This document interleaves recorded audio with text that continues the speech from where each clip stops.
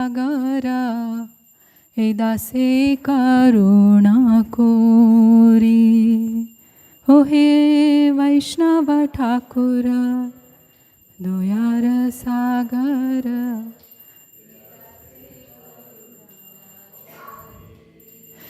ओ हे वैष्णव ठाकुर दयार सागर हे दासे करुणा कोरी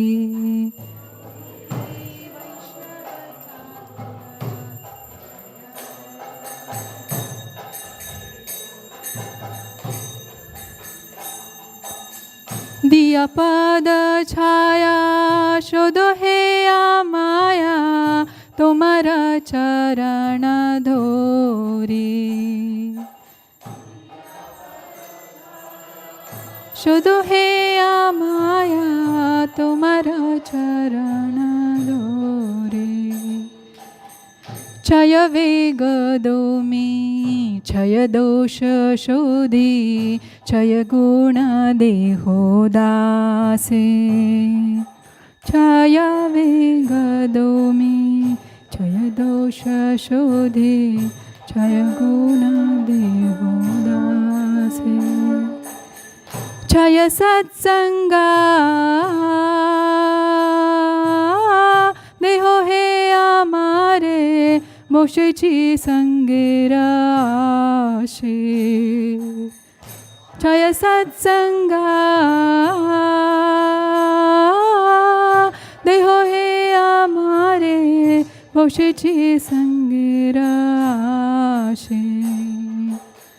एकाकी आमारा नाही पाया बाला हरिनाम संकीर्तने एकाकी आमारा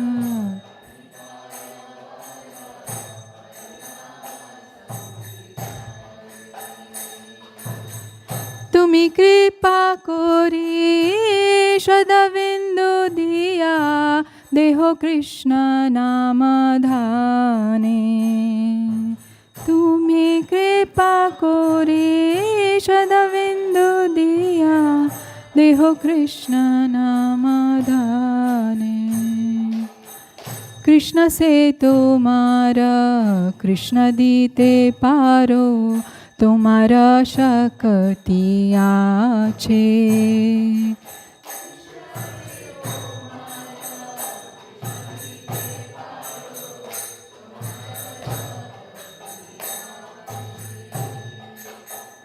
আমি তো कंगाल कृष्ण कृष्ण बोले धाय तव पाछे पाछे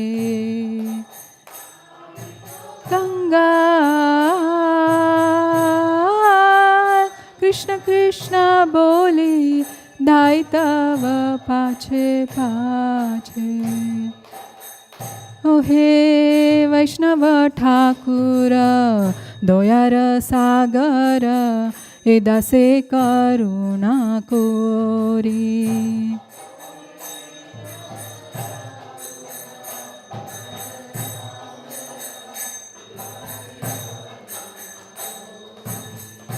जय वैष्णव ठाकुर जय वैष्णव ठाकुर जय वैष्णव ठाकुर जय वैष्णव Thakur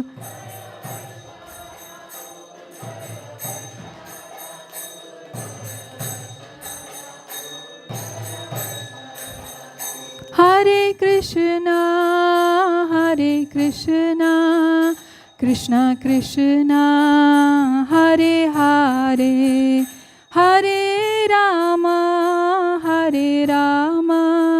Ram Ram Hare Hare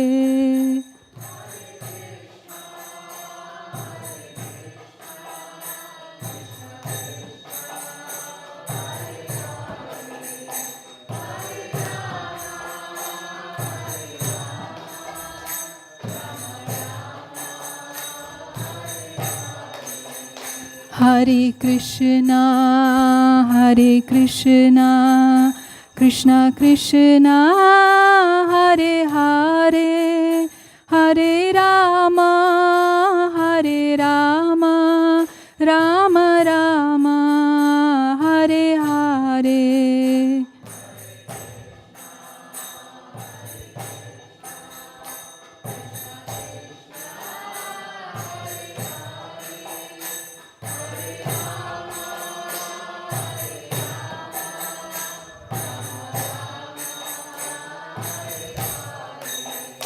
Hare Krishna, Krishna Krishna, Hare Hare, Hare Rama, Rama Rama, Hare Hare.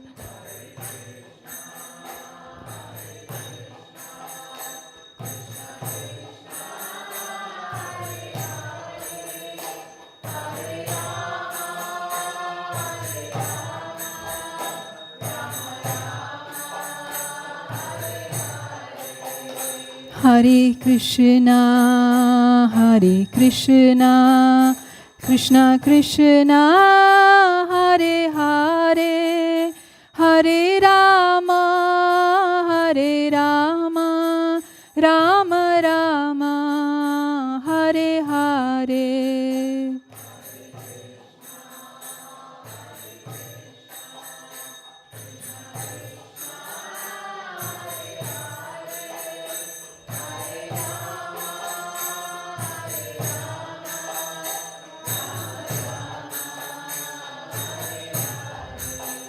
Jaya Radha, Madan Mohan Radha, Madan Mohan Radhe.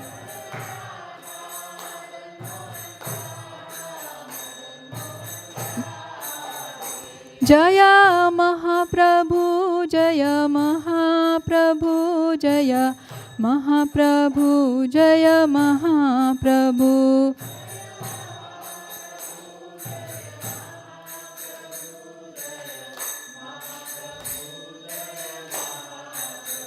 Jaya Panchatattva, Jaya Panchatattva, Jaya Panchatattva, Jaya Panchatattva.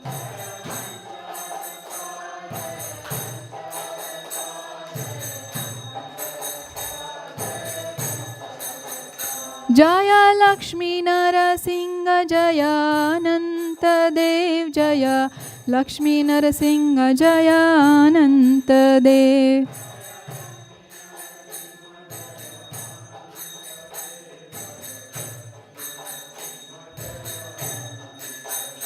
Jaya Prahlad Maharaj, Jaya Prahlad Maharaj, Jaya Prahlad Maharaj, Jaya Prahlad Maharaj.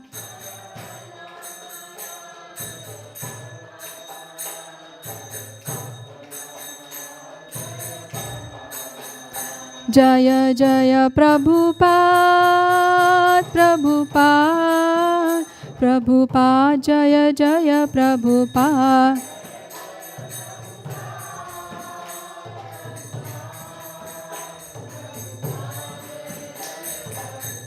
Jaya Jaya Gurudev, Gurudev, Gurudev, Jaya Jaya Gurudev.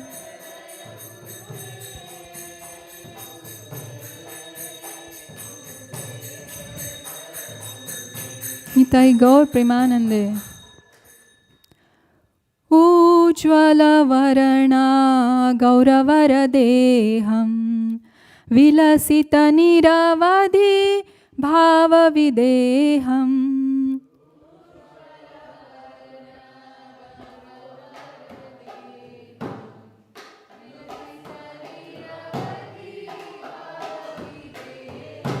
Tribhuvana Pavana Kripaya Lesham Tam Pranamami Cha Shri Sachitanayam.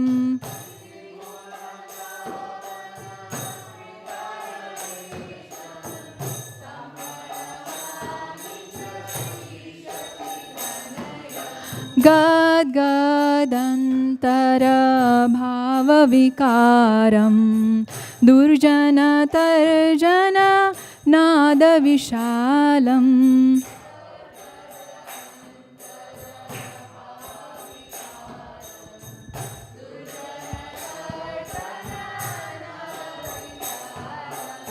Bhavabhaya Bhanjana Karana Karuna श्रीसच्चितनयम्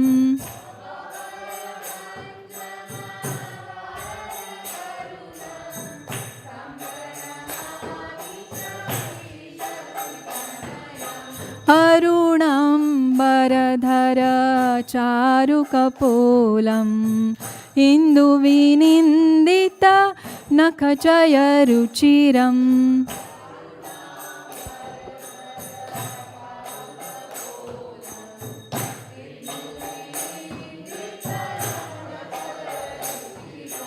जल्पितनिजगुण नाम विनोदम् तं प्रणमामि च श्रीसच्चितनयम्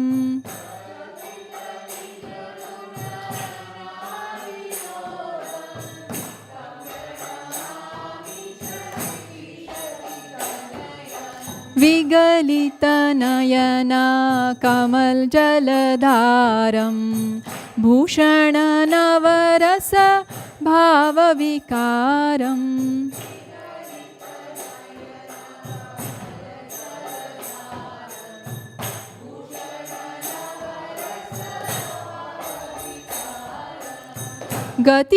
गत्यतिमन्थर नृत्यविलासं तं प्रणमामि च श्रीसच्चितनयम्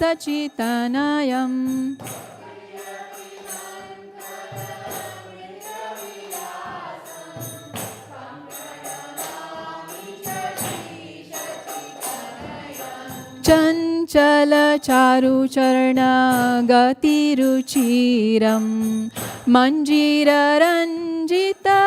पदयुगमधुरम्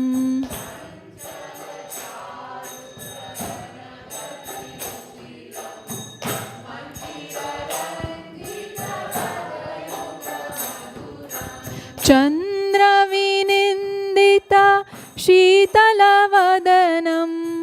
तं प्रणमामि च श्रीसच्चितनयम्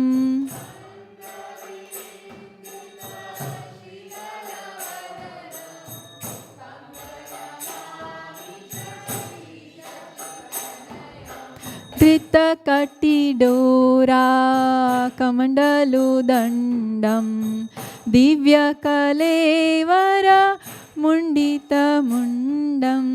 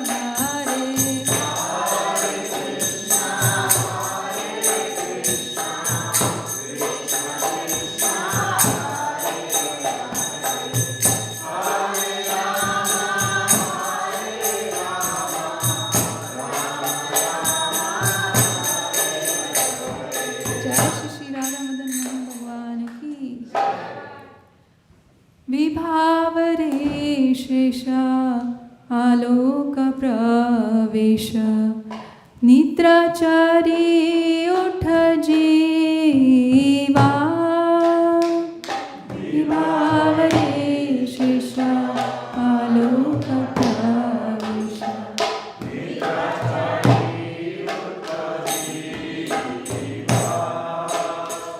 बोलो हरि हरि मुकुंद मुरारी राम कृष्ण हयग्रीवा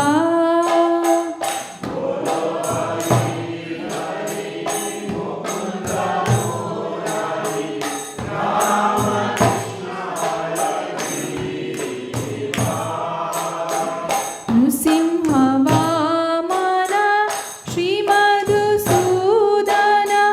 ब्रजेन्द्र नन्दन श्यामा नृसिंह वामन श्रीमधुसूदन ब्रजेन्द्र नन्दन श्यामा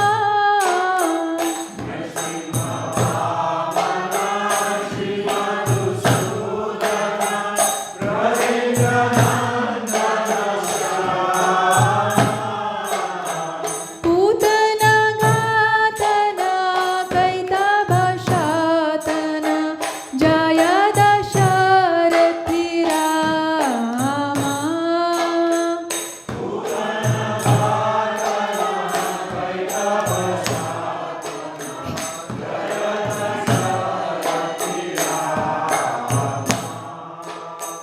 पूतन घातन कैतव शातन जय दशरथि रामा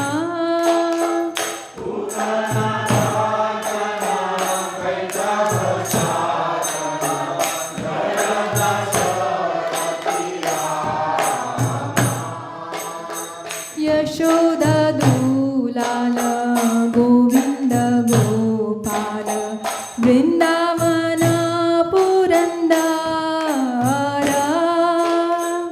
यशोदा दूलाल गोविंद गोपाल वृंदावन पुरंदरा यशोदा दूलाल गोविंद गोपाल वृंदावन पुरंदरा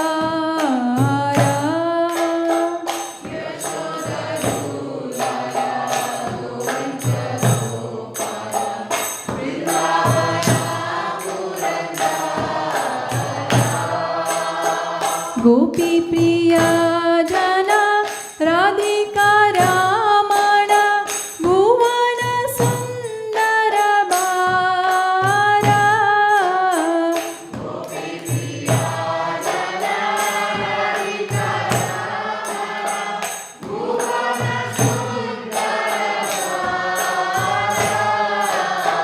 गोपी प्रिया जना राधिका रामण भुवन सुंदर बारा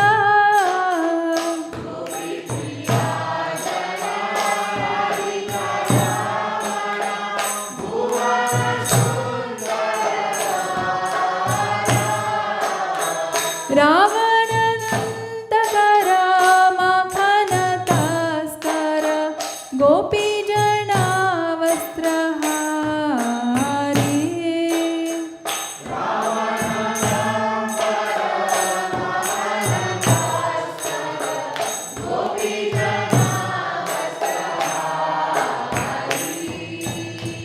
रावण नंतकर मखन तस्कर गोपी जना वस्त्रहारी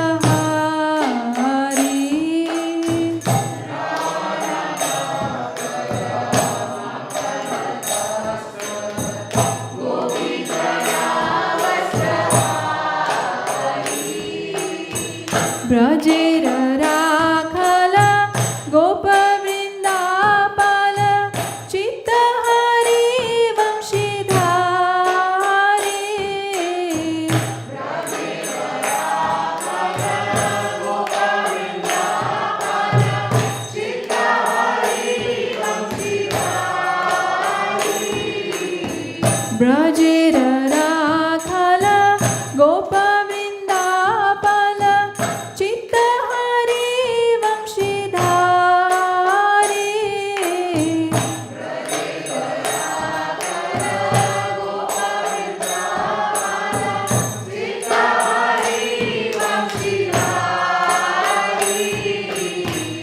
योगीन्द्र वन्दन श्रीनन्दनन्दन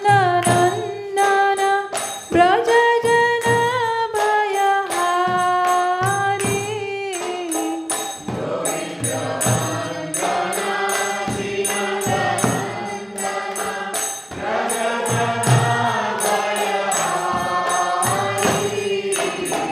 योगीन्द्र वन्दन श्रीनन्दनन्दन व्रज जन भयहारी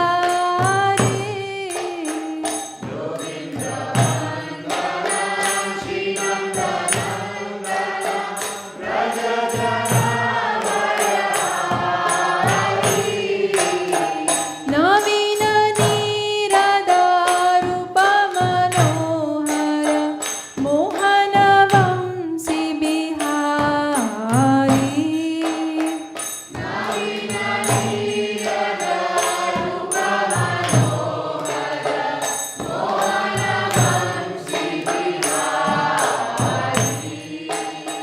नवीन नीरदारूप मनोहर मोहन वंशी बिहारी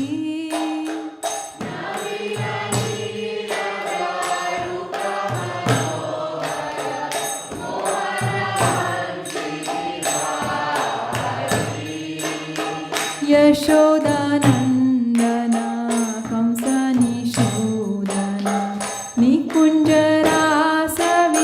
निकुञ्जरासविलासी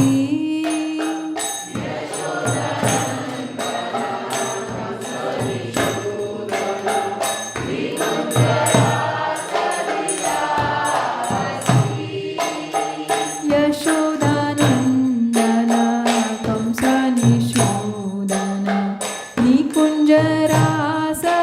निकुञ्जरासविलासी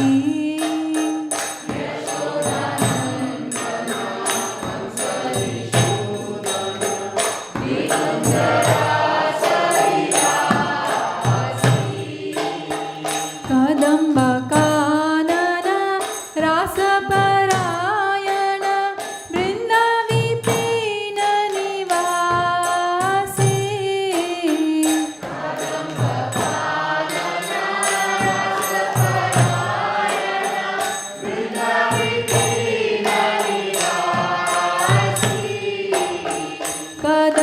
कदम्बकानन रासपरायण वृन्दाविपिन निवासी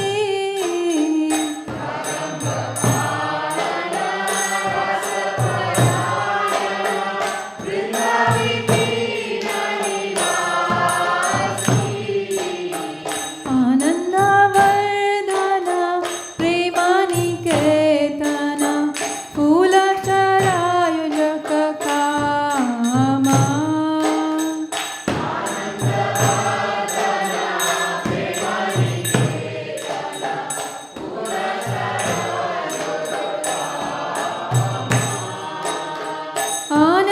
आनन्दवर्धन प्रेमानिकेतन फूलचरायुजक कामा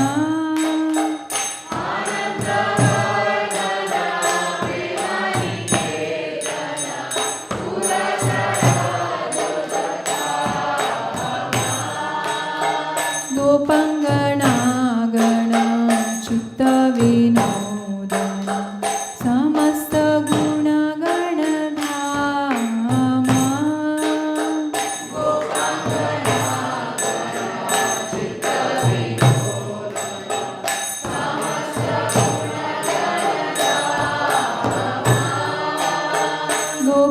गोपङ्गणागण चित्तविनोदन समस्त गुणगणधामा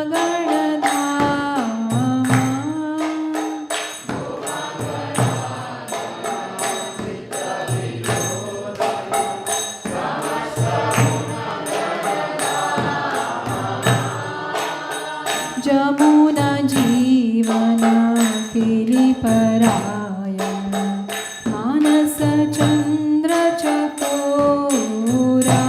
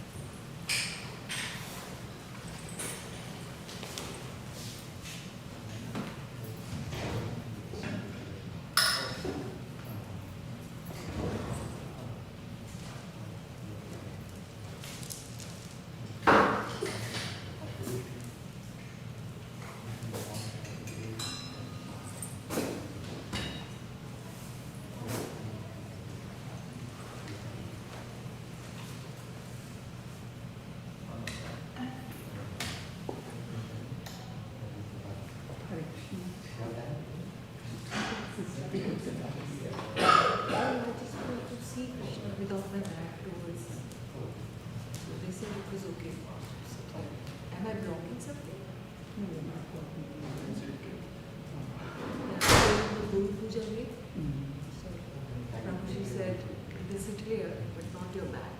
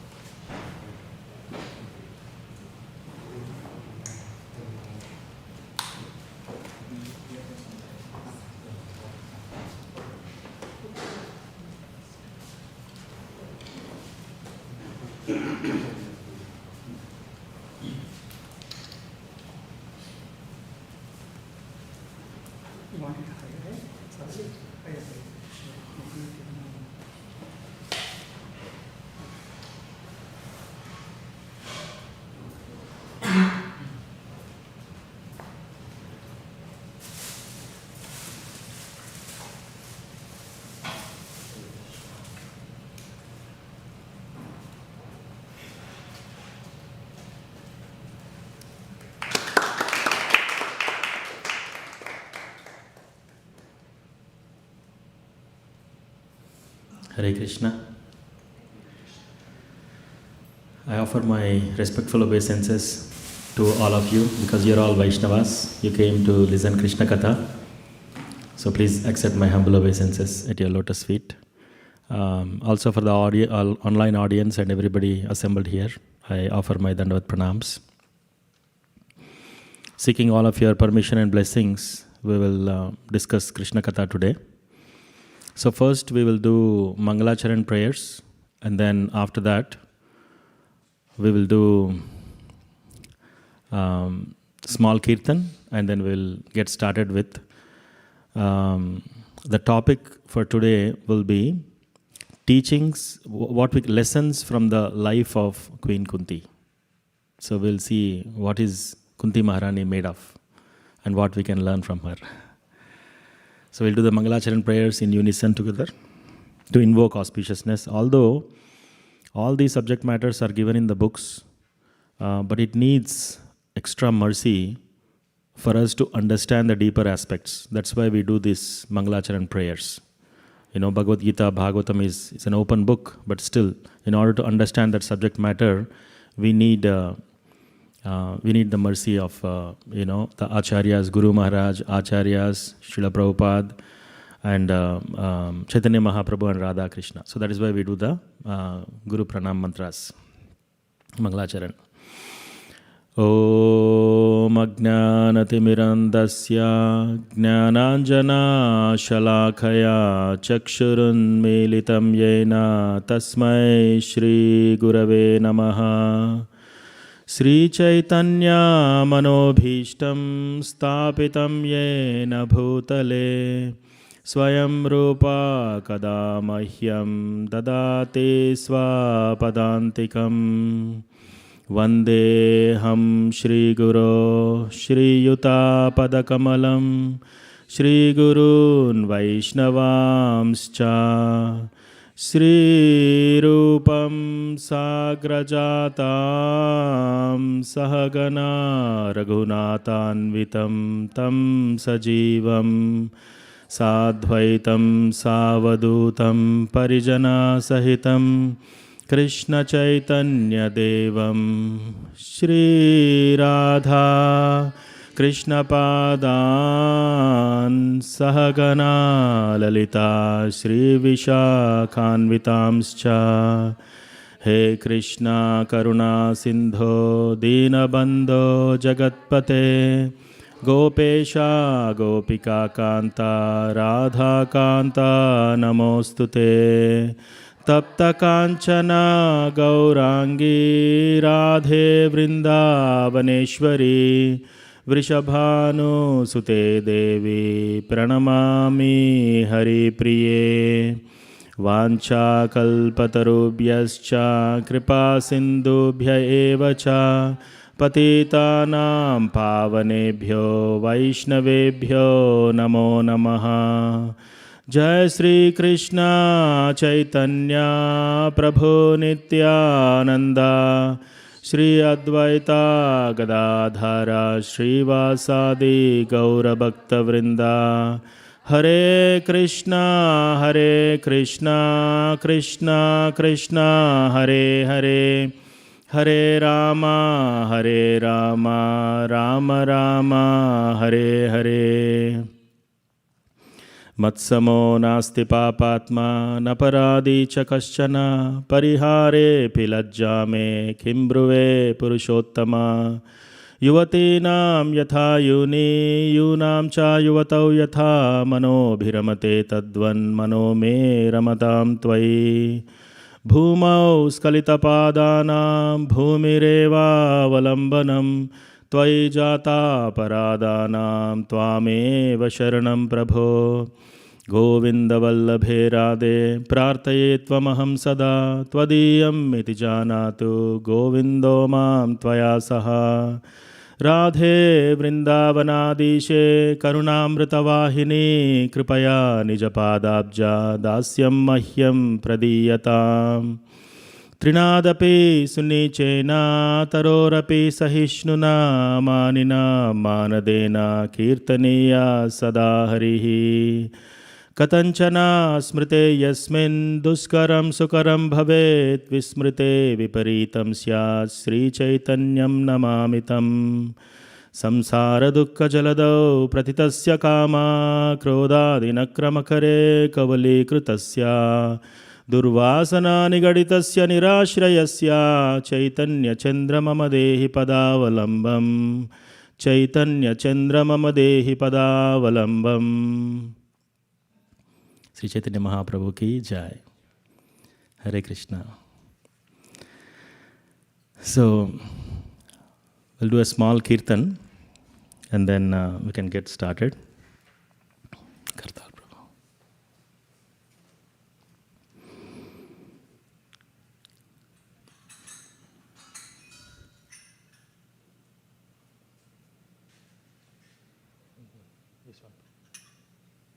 Thank you. Namo Vishnu Padaya Krishna Preshtaya Bhutale Shrimate Bhakti Vedanta Swami Niti Namine.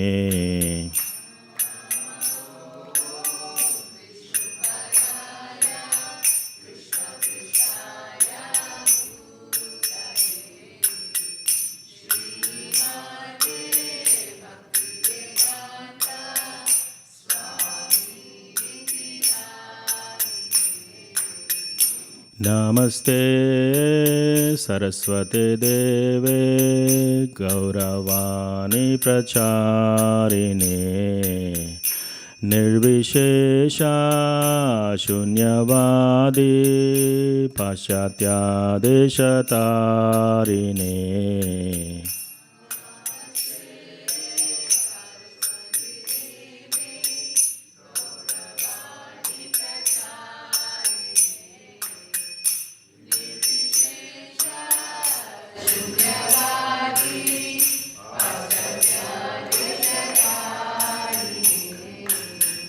Jai Shri Krishna Chaitanya Prabhu Nityananda Shri Advaita Gadadhar Shivasadi Gaura Bhakta Vrinda.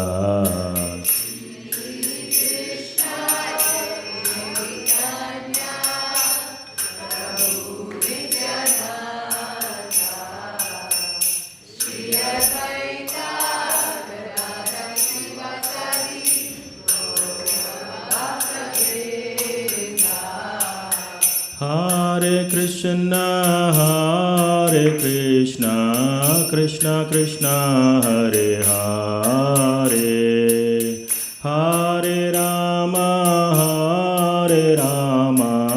Rama Rama, Hare Hare.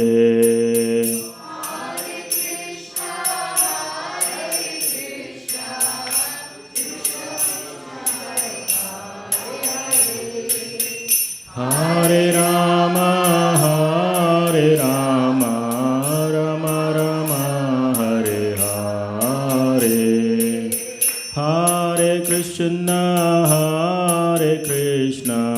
Krishna Krishna, Hare Hare. Hare Rama, Rama Rama, Hare Hare.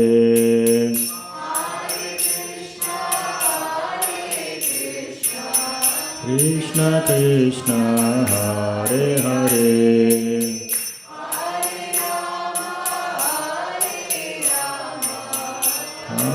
Rama Hare Hare. Hare Krishna, Krishna Krishna, Hare Hare. Hare Rama, Rama Rama, Hare Hare.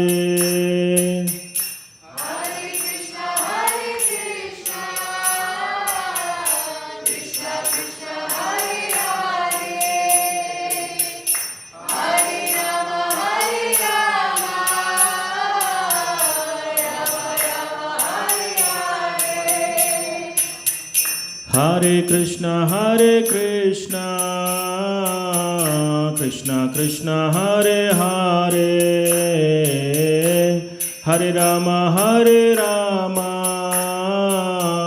Rama Rama, Hare Hare.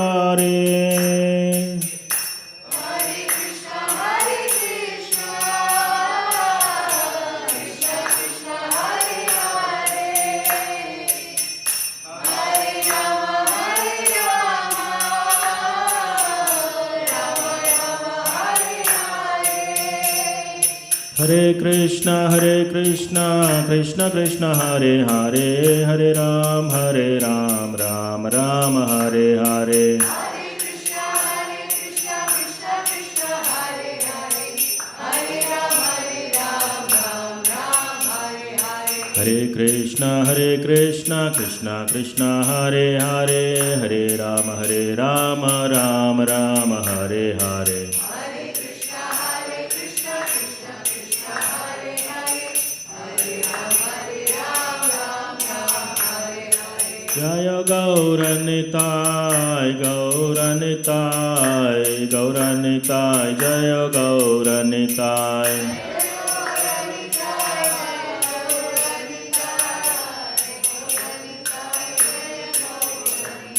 Jaya Mahaprabhu, Jaya Mahaprabhu, Jaya Mahaprabhu, Jaya Mahaprabhu.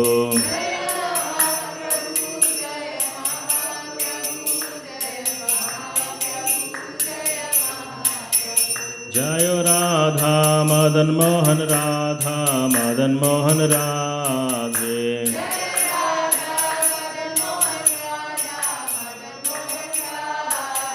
Jayo Lakshmi Narasimha, Jayo Ananta Dev, Jayo Lakshmi Narasimha, Jayo Ananta Dev.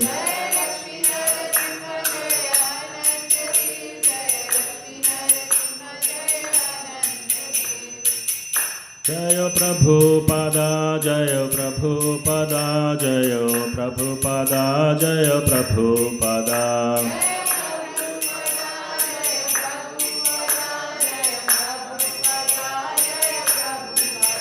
Jaya Guru Deva, Jaya Guru Deva, Jaya Guru Deva, Jaya Guru Deva.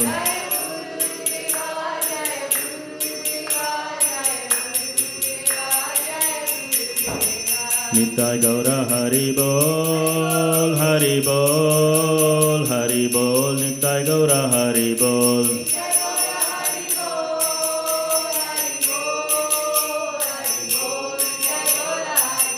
Nitai Gaura Hari Bol, Hari Bol, Hari Bol, Nitai Gaura Hari Bol.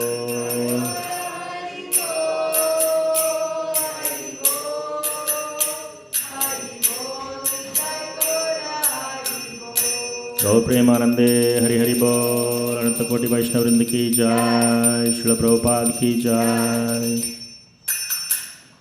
Hare Krishna. So today we will be discussing, I offer my Dandavat Pranam to all the devotees who joined today. We will first, in unison, we will sing Kunti Maharani's prayers, and then we will go into the deeper aspects of what is Kunti Maharani made of, what is her life, what did she go through, and then what lessons can we learn. And whenever we are in such similar situations, I don't think anybody would even come closer to those situations. But if we, whatever the situations that we go through in life, how we can relate and how we can understand from Kunti Maharani. So Mataji, if you can kindly give us Kunti Maharani's prayers, we'll do that in unison first.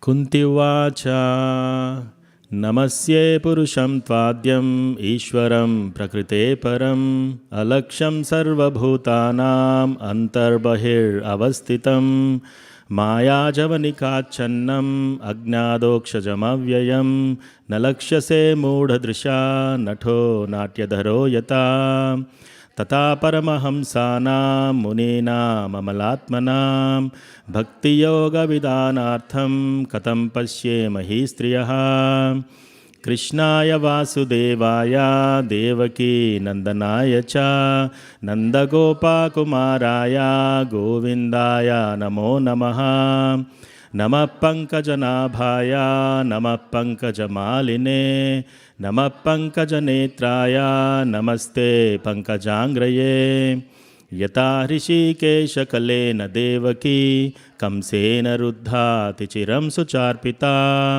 विमोचिताहं च सहात्मजा विभो त्वयैव नाथेन मुहुर्विपद्गनात् विशान्महाग्ने पुरुषाददर्शनात् असत्सभाया वनवासकृच्छ्रतः मृदे मृदेनेकमहारताश्रितो द्रौण्यश्रितश्चास्म हरेभिरक्षिता विपदश्यन्तु ताशश्व तत्र तत्र जगद्गुरो भवतो दर्शनं यस्यात् अपुनर्भवदर्शनम् जन्मैश्वर्यश्रुतश्रीभिरेदमानामदप्पुमान् नैवार्हत्यभिधातुं वै त्वामकिञ्चन गोचरम् नमो किञ्चन वित्ताय निवृत्ता गुणवृत्तये आत्मारामशान्ताय कैवल्यापतये नमः मन्ये त्वां कालमीशानम् अनाधिनिधनं विभुं समं चरन्तं सर्वत्र भूतानां यन्मितः कलिः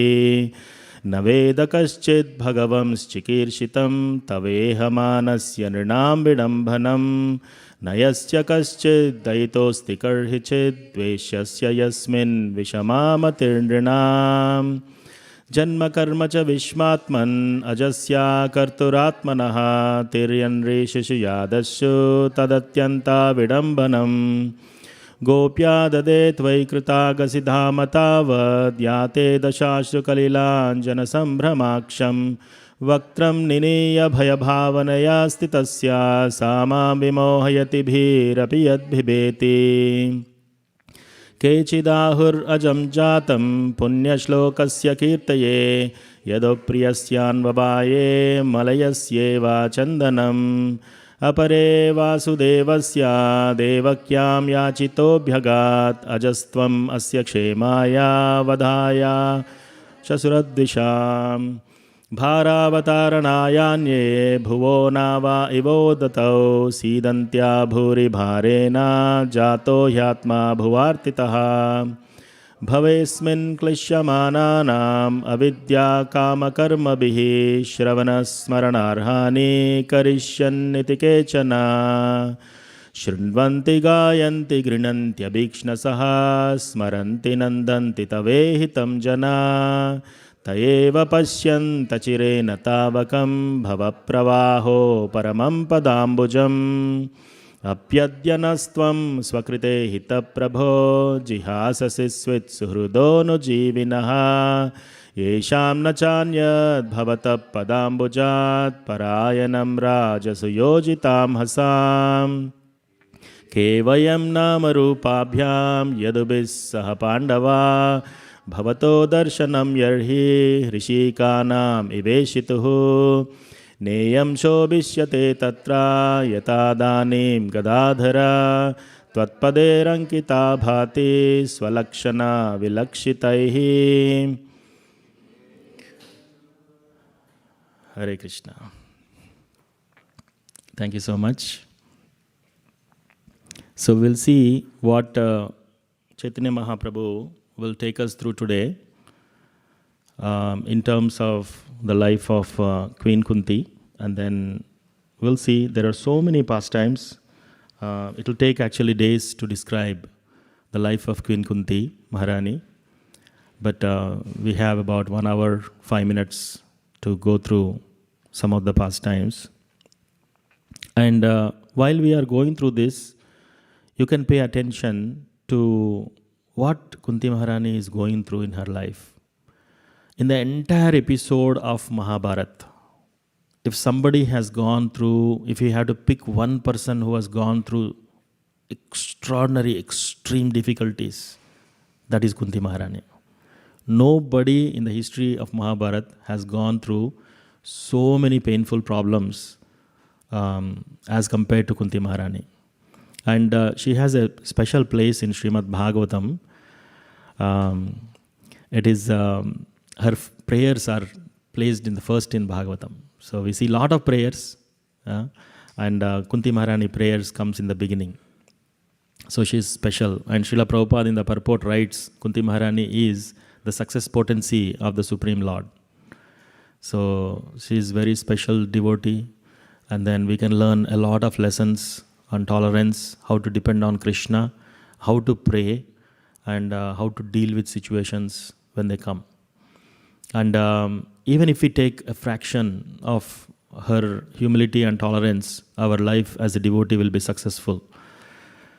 So Kunti Maharani, when she is born to Surasena, King Surasena in Mathura. And when she was a child, the name given to her was Prutha. So that is why Partha, we see a lot of names of Partha. Partha is the son of Prutha. So Prutha, when she was just 5 to 6 years old, one day, and she has gone through different stages in her life. So first stage is as a Prince Kunti, and after that Maharani Kunti, because she is the queen, and after that Rajamata Kunti, so as a mother. So Kunti Maharani, as Prutha, when she was 5 to 6 years old, she has many maidservants, and then she went out to play. So one day, as a 5-6-year-old girl, she went out to play with her servants. And when she was playing, after coming back, she saw that her friend is closing her fist and she has something in her hand. So she asked, what is it? Then she opened, and to her surprise, she saw that her friend, the maidservant, she is holding a bird, Ajata Paksha. So the bird is so tiny, so little, the wings of the bird is not yet formed fully. So actually, Prutha is very angry at the maidservant. Why did you bring this bird? And actually, she gently took that bird in her hands, and the bird is still warm. And it hasn't developed the wings to fly. So Kunti Maharani understood when she was at 5-year-old, she understood that it fell down from the tree. So actually, Vritrasura prays, in one of the prayers, he says that Ajata Paksha. So basically, as the birds without the wings, they wait for their mother to come and feed them. Right? They don't have any happiness in this world. Only they are hungry, and when the mother bird comes, and when the mother bird feeds these babies food, that is the most happiest thing for them. And he continues praying that the calves wait for the mother cow to come and milk them, and they can drink the milk from the mother. They are hungry and waiting for the mother. As soon as the mother comes from the pasturing grounds, the calves will go and start drinking milk from the udders of the cows. And a wife waits eagerly for the husband who is traveling, eagerly to come back and satisfy all her desires and needs. So like that, we have to wait, we have to aspire for the love of Krishna. So that is what Vritrasura is praying. So this Ajata Paksha is without wings, and it is warm, and Kunti Maharani, Prutha, she is so compassionate. And then she was thinking, and then she went inside. She went inside the chambers of the palace to talk to her father, Surasena. So when she came, Surasena has a guest, and his name is Kunti Bhoj. So Kunti Bhoj, another king, came from Kunti Bhoj, and so both were there, and she's just 5-6 years old, very shy. So she wants to say something, but because there is a guest, she couldn't talk. So she went and hid herself inside a room. So the father understood, Surasena. Oh, my daughter came here. She wants to say something. So let me go and talk to her. So he went and gently asked her, my dear daughter, what is it? You want to say something? Then she looked at him and she still could not say because his friend is next to him. And his friend Kunti Bhoj also said, yeah, you can talk. You can talk. What do you want to say? Please speak. And both were saying that. And then immediately she opened her palms and he said, my dear father, you are the king. You are the king of all the citizens. Citizens means not just human beings. All the beasts, all the birds, and all the living entities in your kingdom, you are the king. So you are the protector. So please, this bird got separated from its mother. So please, take it back, find its mother, and then put this bird along with the mother. Then the father said, it's actually getting late. It's late evening and dark. All the servants have already left. And then we'll deal with this tomorrow. So you go home. Actually, you sleep with the bird today. Put the bird in your bed and sleep nicely. Tomorrow morning, early morning, I'll send some servants and make sure this bird is sent to her mother. But Kunti Maharani is now in tears. She is weeping in compassion. And deep inside, she is thinking, what will happen to this bird?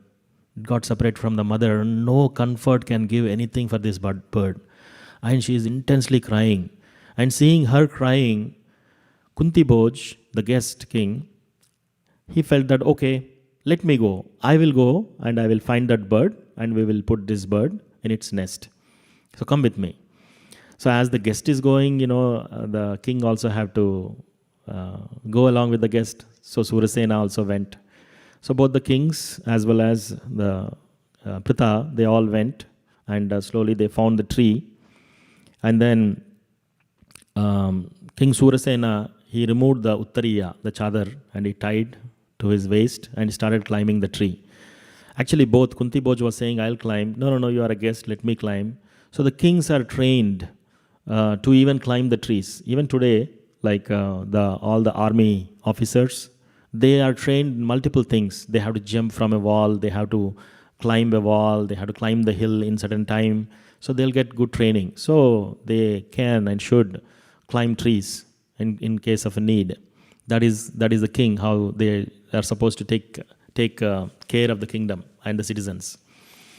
So he'll go up, he'll carefully place the bird next to its mother, and he comes down, and Kunti Maharani asks, did you really put it? And he says that, yes, I put it. Not only this bird has so many brothers and sister birds, and it is now in good hands. The mother bird is also there. So that way, then she got pacified. On that day, she made a vow that my father protected this bird as a good king, so I will obey his order. Whatever he says, I will obey without any argument. So that is the nature of Kunti Maharani when she was just 5 to 6 years old. And she has so much compassion.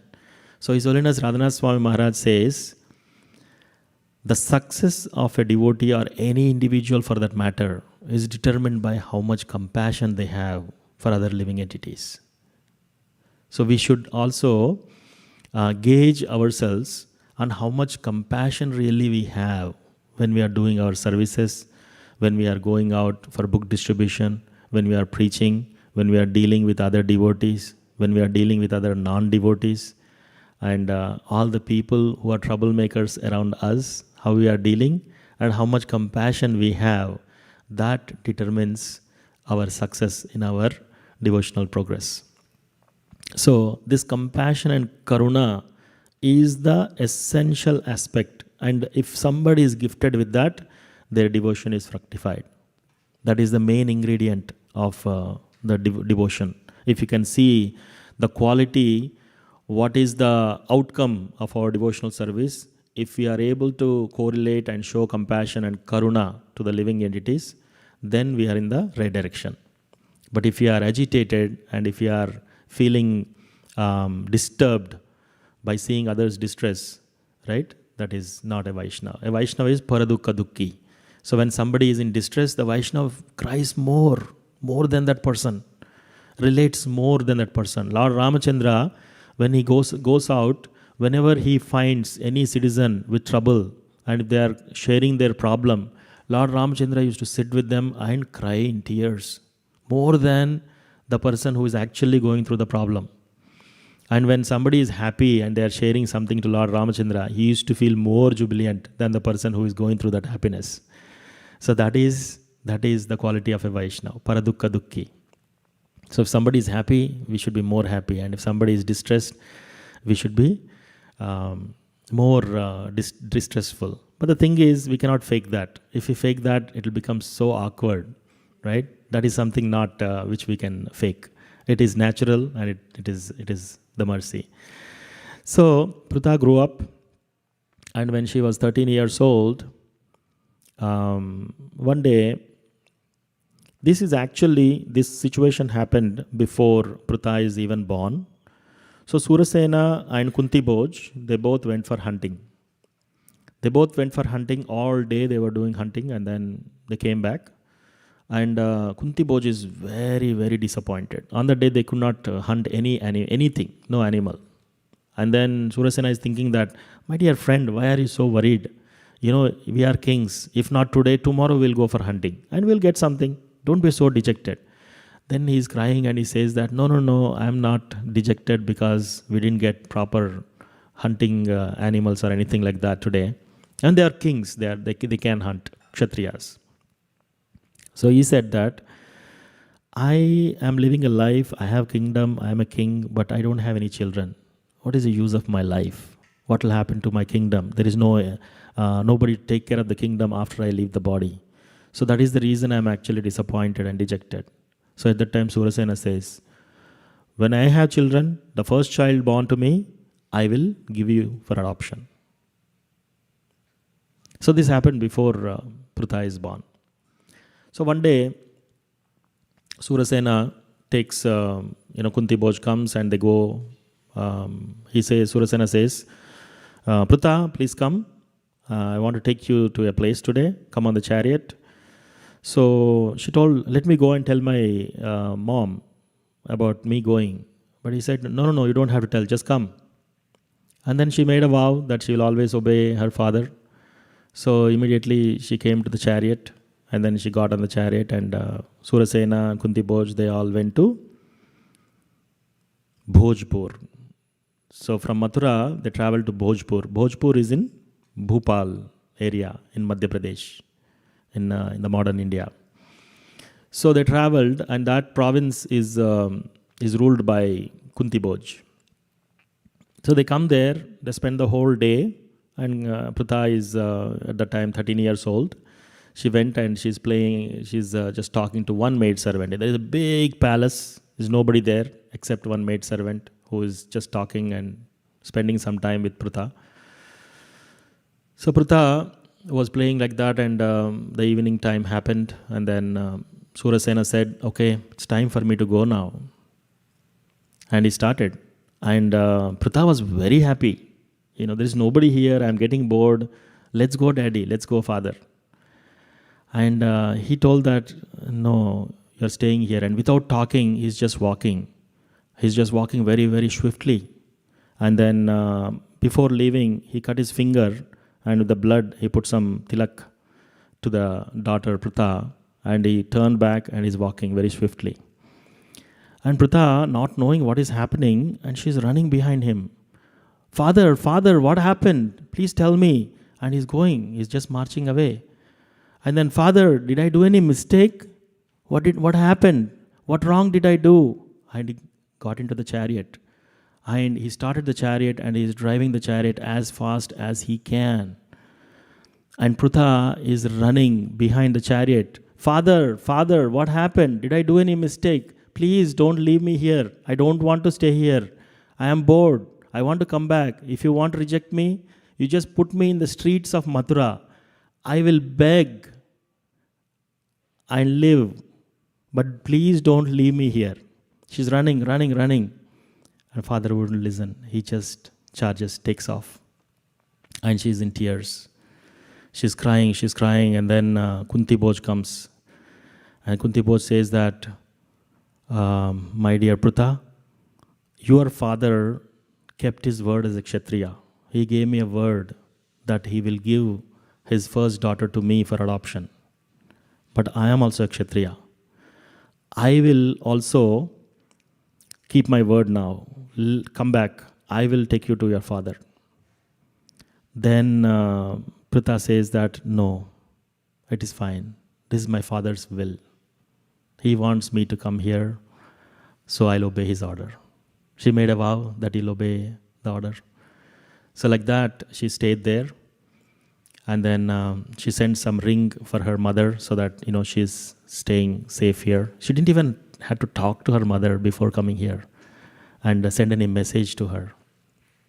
So she stays there, and each time Kunti Bhoj comes and say, Pritha, she used to immediately remember the Mathura. She used to remember and recollect her parents and everybody. And she was crying. And then Kunti Bhoj understood that whenever I call Pritha, he's making her uncomfortable. So Pritha, one day she came and herself, she told Kunti Bhoj, from hereafter you can call me Kunti. So she gave her name Kunti herself. And like that's how Kunti Maharani's life happened. And then she stayed there as an adopted child. And one day Durvasa Muni came. And Durvasa Muni, he is a very different type of Muni. He becomes angry very easily, and he becomes pleased also very, very easily. And he is also very difficult to be pleased when he's angry. He curses. So he came, and it's a customary in those days, and sometimes even now, whenever the saints come, they will put some young girls for serving the saints.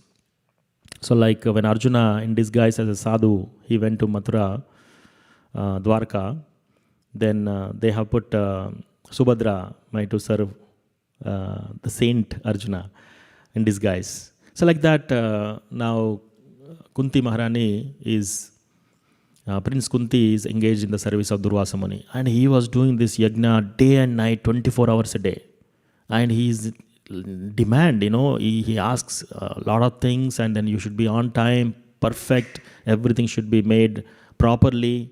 And so it was lot of attention and lot of work. So Kunti Maharani very nicely served Durvasa Muni. And Durvasa Muni, while he was leaving, his yajna is successful. And it was like several days. And then he comes and he says that, he didn't even ask, what do you want? He says that, I am going to give you a boon. And he says that, you can invoke any demigod, and then you can have a child with that demigod. And this is the mantra. If you use this mantra, you can call any demigod and you'll get a child from that demigod. So like that, he gave, because he also can see the Istrikalagna, he can also see the future. So he knows what Kunti Maharani is going to go through in future. So that is why this mantra will be useful for her. That is one of the reasons he gave this mantra. So she took that mantra, and one day, it's 13, 14 years old, teenage girl, early teens. And how those girls, basically she thought, will this really work? And then one day, the Suryodaya is happening, the sun is coming up. How many of you saw the sun when it is like coming up, especially, in a nice atmosphere, where you'll see the full circle, probably around between 6 to 6:30, and the sun has come. How many of you saw that? It's a very beautiful sight. So it's very beautiful, bright, effulgent, and she thought, let me see if this mantra works. And she chanted the mantra. Immediately Suryadev came, and Suryadev appeared, and he told that, I will give you a child. Then she refuses. No, I am a virgin girl, and I just tested this mantra. I really don't want a child right now. You really appeared, and she was a little scared. Then he says that, no, do not worry. I'll give you the child without losing your virginity. And I will also take care of the child. So like that, and I have to give you a child because you invoked this mantra. I cannot go alone. So he gave her the child, and the child is not born from her womb. The child is born from her ear, Karna. That is why his name is Karna. He came from her ear. And this way of pregnancy is called Akshata Yoni, where without the union with a man, the mother can actually impregnate, and this is called Akshata Yoni. She is still a virgin. So like that, she has this child, and Kunti Maharani is not a person like in today's world. A lady like today's world, they'll immediately walk to get abortion and all that stuff. So she actually delivered the baby through her ear, and then now she's also worried, what will people think of me, and with this child, and what will people think of my character. So she painfully, very, very painfully abandons the child.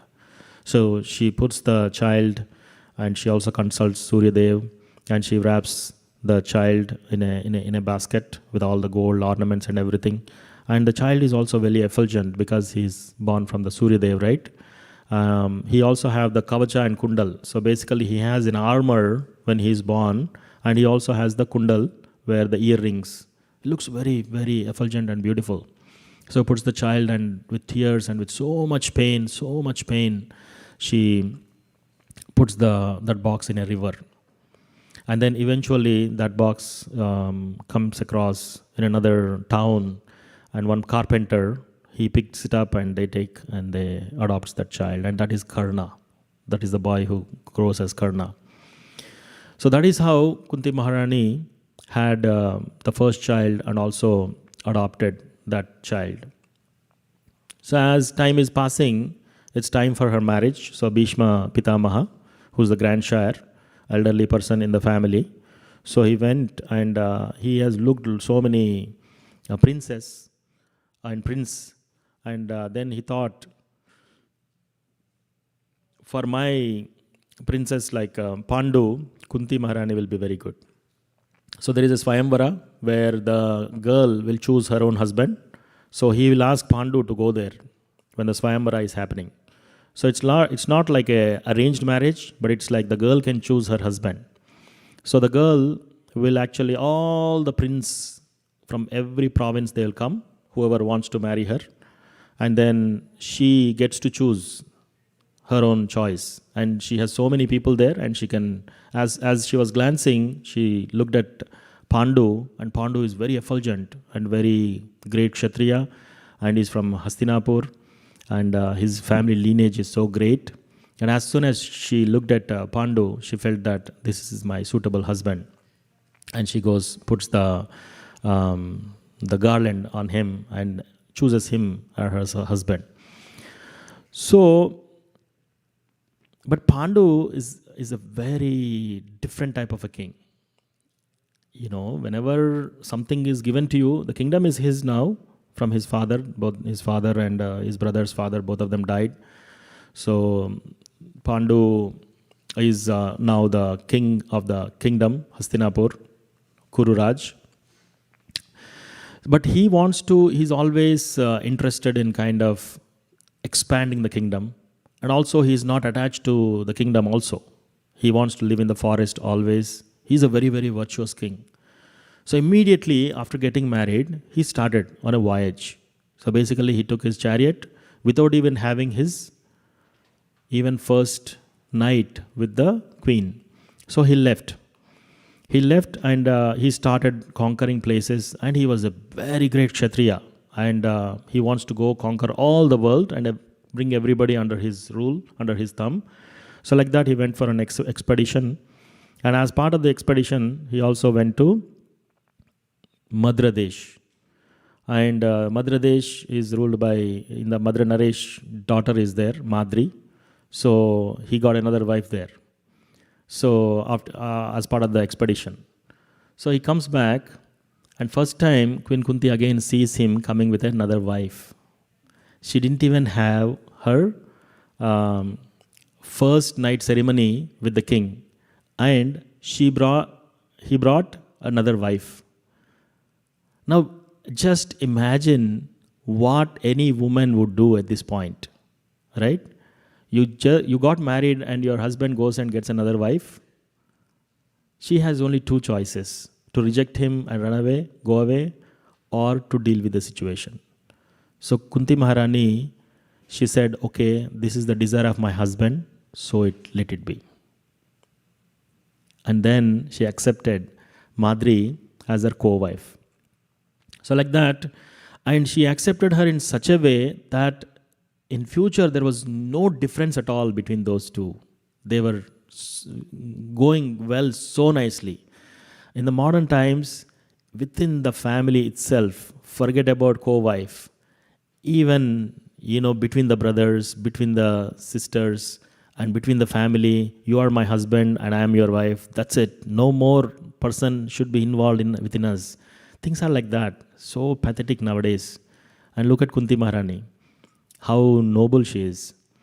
So she does that, and after that, so after the expedition and everything, Maharaj Pandu, he is such a virtuous king. He is not attached to this kingdom and palaces and all these things.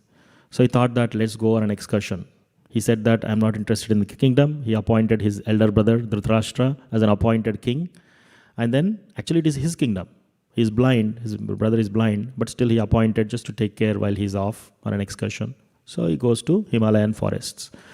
So he goes, and then he also did not go in royal clothes. He really wore the clothes of an ascetic, and both the wives accompanied him. And it is like, you are newly wedded and you have two wives and you are a king.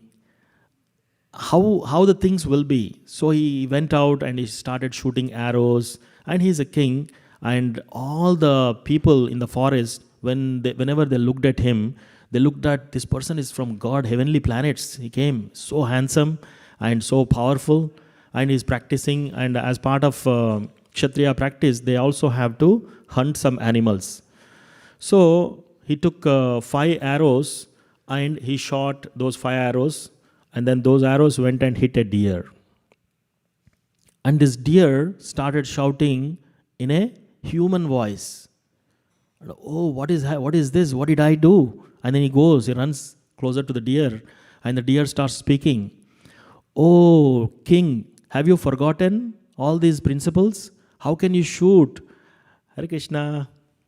So please welcome Hoda and her sister. So they came for Janmashtami first time, and they both took Srimad Bhagavatam sets each. Yeah. And so it's so nice to see you both here. Thank you for coming. So the shaft, the arrow hit that particular deer, and deer is talking in a male voice. And he's surprised, what happened? And he goes near the deer, and deer is saying that, oh king, how could you do this? How could you shoot arrow like this? And he said that, what's wrong in it? I am a Kshatriya, and it is the Kshatriya duty to hunt animals and to make all the ferocious animals lesser so that other peaceful animal can stay. What mistake did I do? And then he started speaking, and he reveals, saying that, how could you do this when 2 deers are actually mating? Couldn't you see that? So that is the point when he shot the arrow. So, but the deer again takes the form of a rishi. His name is Rishi Kindama, and he says that I am a Kindama rishi, and in my cottage there is no privacy. So I took my wife, and we both wanted to have a union. So we went out in the forest, and while we are having union, you shot us. And he curses. He curses that you, and he is thinking inside his mind, this king is so virtuous. I don't want him to rot in hell. Srimad Bhagavatam describes a Brahmana Hatya. If somebody kills a Brahmana, they'll be put in a hell. That hell has a dosa pan. Dosa, you put dosa, right? The whole earth planet is a pan, dosa pan. Underneath that, there is fire. And on top of that, there is sun. Several suns. It is just that. Just the dosa pan, fire, and the sun. And this person, whoever kills the Brahmana, is placed on that pan. And the person is left there for several years. Sometimes the person jumps out of heat, is when he jumps, the pan is hurting. So he'll lie down, he'll jump, he will, all those kind of things will happen. And then there is no water, there is no food, there is no cool effect, nothing. And they have to go through this for a long time. And this Brahmana saw, I don't want this pious king to go through such painful, hellish condition. So let me curse him. And he curses him that, since you have shot the arrow while I am mating with my wife, anytime you touch a woman in a desireful way, and a union, then at that time, that moment you will die. So it is a setback, and then he immediately falls to his knees, and then he was completely repentant, and he's crying out, and he says that, what sinful thing did I do? I killed a Brahmana. What is the use of my life? Look at the king's reaction. And he immediately says, I want to completely renounce everything. Now I want to go to the forest. I will just do tapasya to get rid of this prayaschitta and nothing else. And both the wives were so virtuous. And now they know that whenever the husband comes with a desired tendency, they will die. He will die. So, in spite of that, they will request him, no, whatever you do, we'll follow you in your footsteps. We will just be there. We all can go as vanaprastha. So somehow they convinced the husband that they'll be together, and they all will go, and they give the kingdom to Dhritarashtra. So that is how the kingdom is actually given to Dhritarashtra. Dhritarashtra did not get this kingdom in a rightful way. It is actually the assigned kingdom, as an assignment, So that's how Pandu goes, and he also takes a vow of celibacy from that day. So he goes, he retires, and both the queens also go with him, and he's spending time with rishis, sages, all those things, Bhagavad Katha, everything is happening. So while this is happening, several years passed, and one day the king was with Queen Kunti, and he was thinking that, I wanted to expand this kingdom, and how should I have children now? This curse is there, and I cannot have children. The moment we try, I will die. So then Kunti Maharani, then he was suggesting actually, Pandu Maharaj is suggesting that in Vedic tradition, it is customary that you can invite some rishi who is higher than a kshatriya, and then have children with him, and they will still be considered a legal children in our dynasty. Like that's what Vyasadeva did for the parents of Pandu. So, but Kunti Maharani said, no, I cannot think of such a thing. I cannot. And then Kunti Maharani suggests that in the history, I have seen that one lady falls at the dead body of her husband, and in that embrace she produces children. I can do that. But Maharaja Pandu says, I don't have that much power. After death, I can transfer the children. So like that, they were thinking about it, and because the husband is constantly in this thought, Kunti Maharani then says, I have a boon that I can invoke demigods, and we can have children. So like that, as soon as Kunti Maharani said, Pandu is very happy. And then he himself insisted her. So in that case, first call in Yamadharmaraj, because he is the personification of dharma. And wherever there is dharma, there will be victory. So whoever is the elder child should be very, very dharmic. So like that, he asks her, and she calls Yamadharmaraj, and Yudhishthira is born.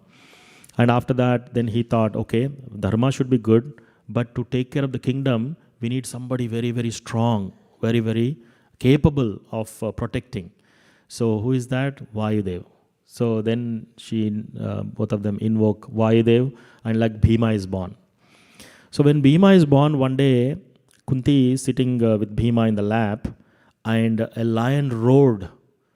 In that roar, so close, and she got stunned, and she just got up. And then Bhima fell down from a cliff. And to their astonishment, immediately King Pandu came and he shooed away the lion because he's a Kshatriya. And then they ran down to take care of the baby, and they picked up the baby and seeing is there in his blood or anything.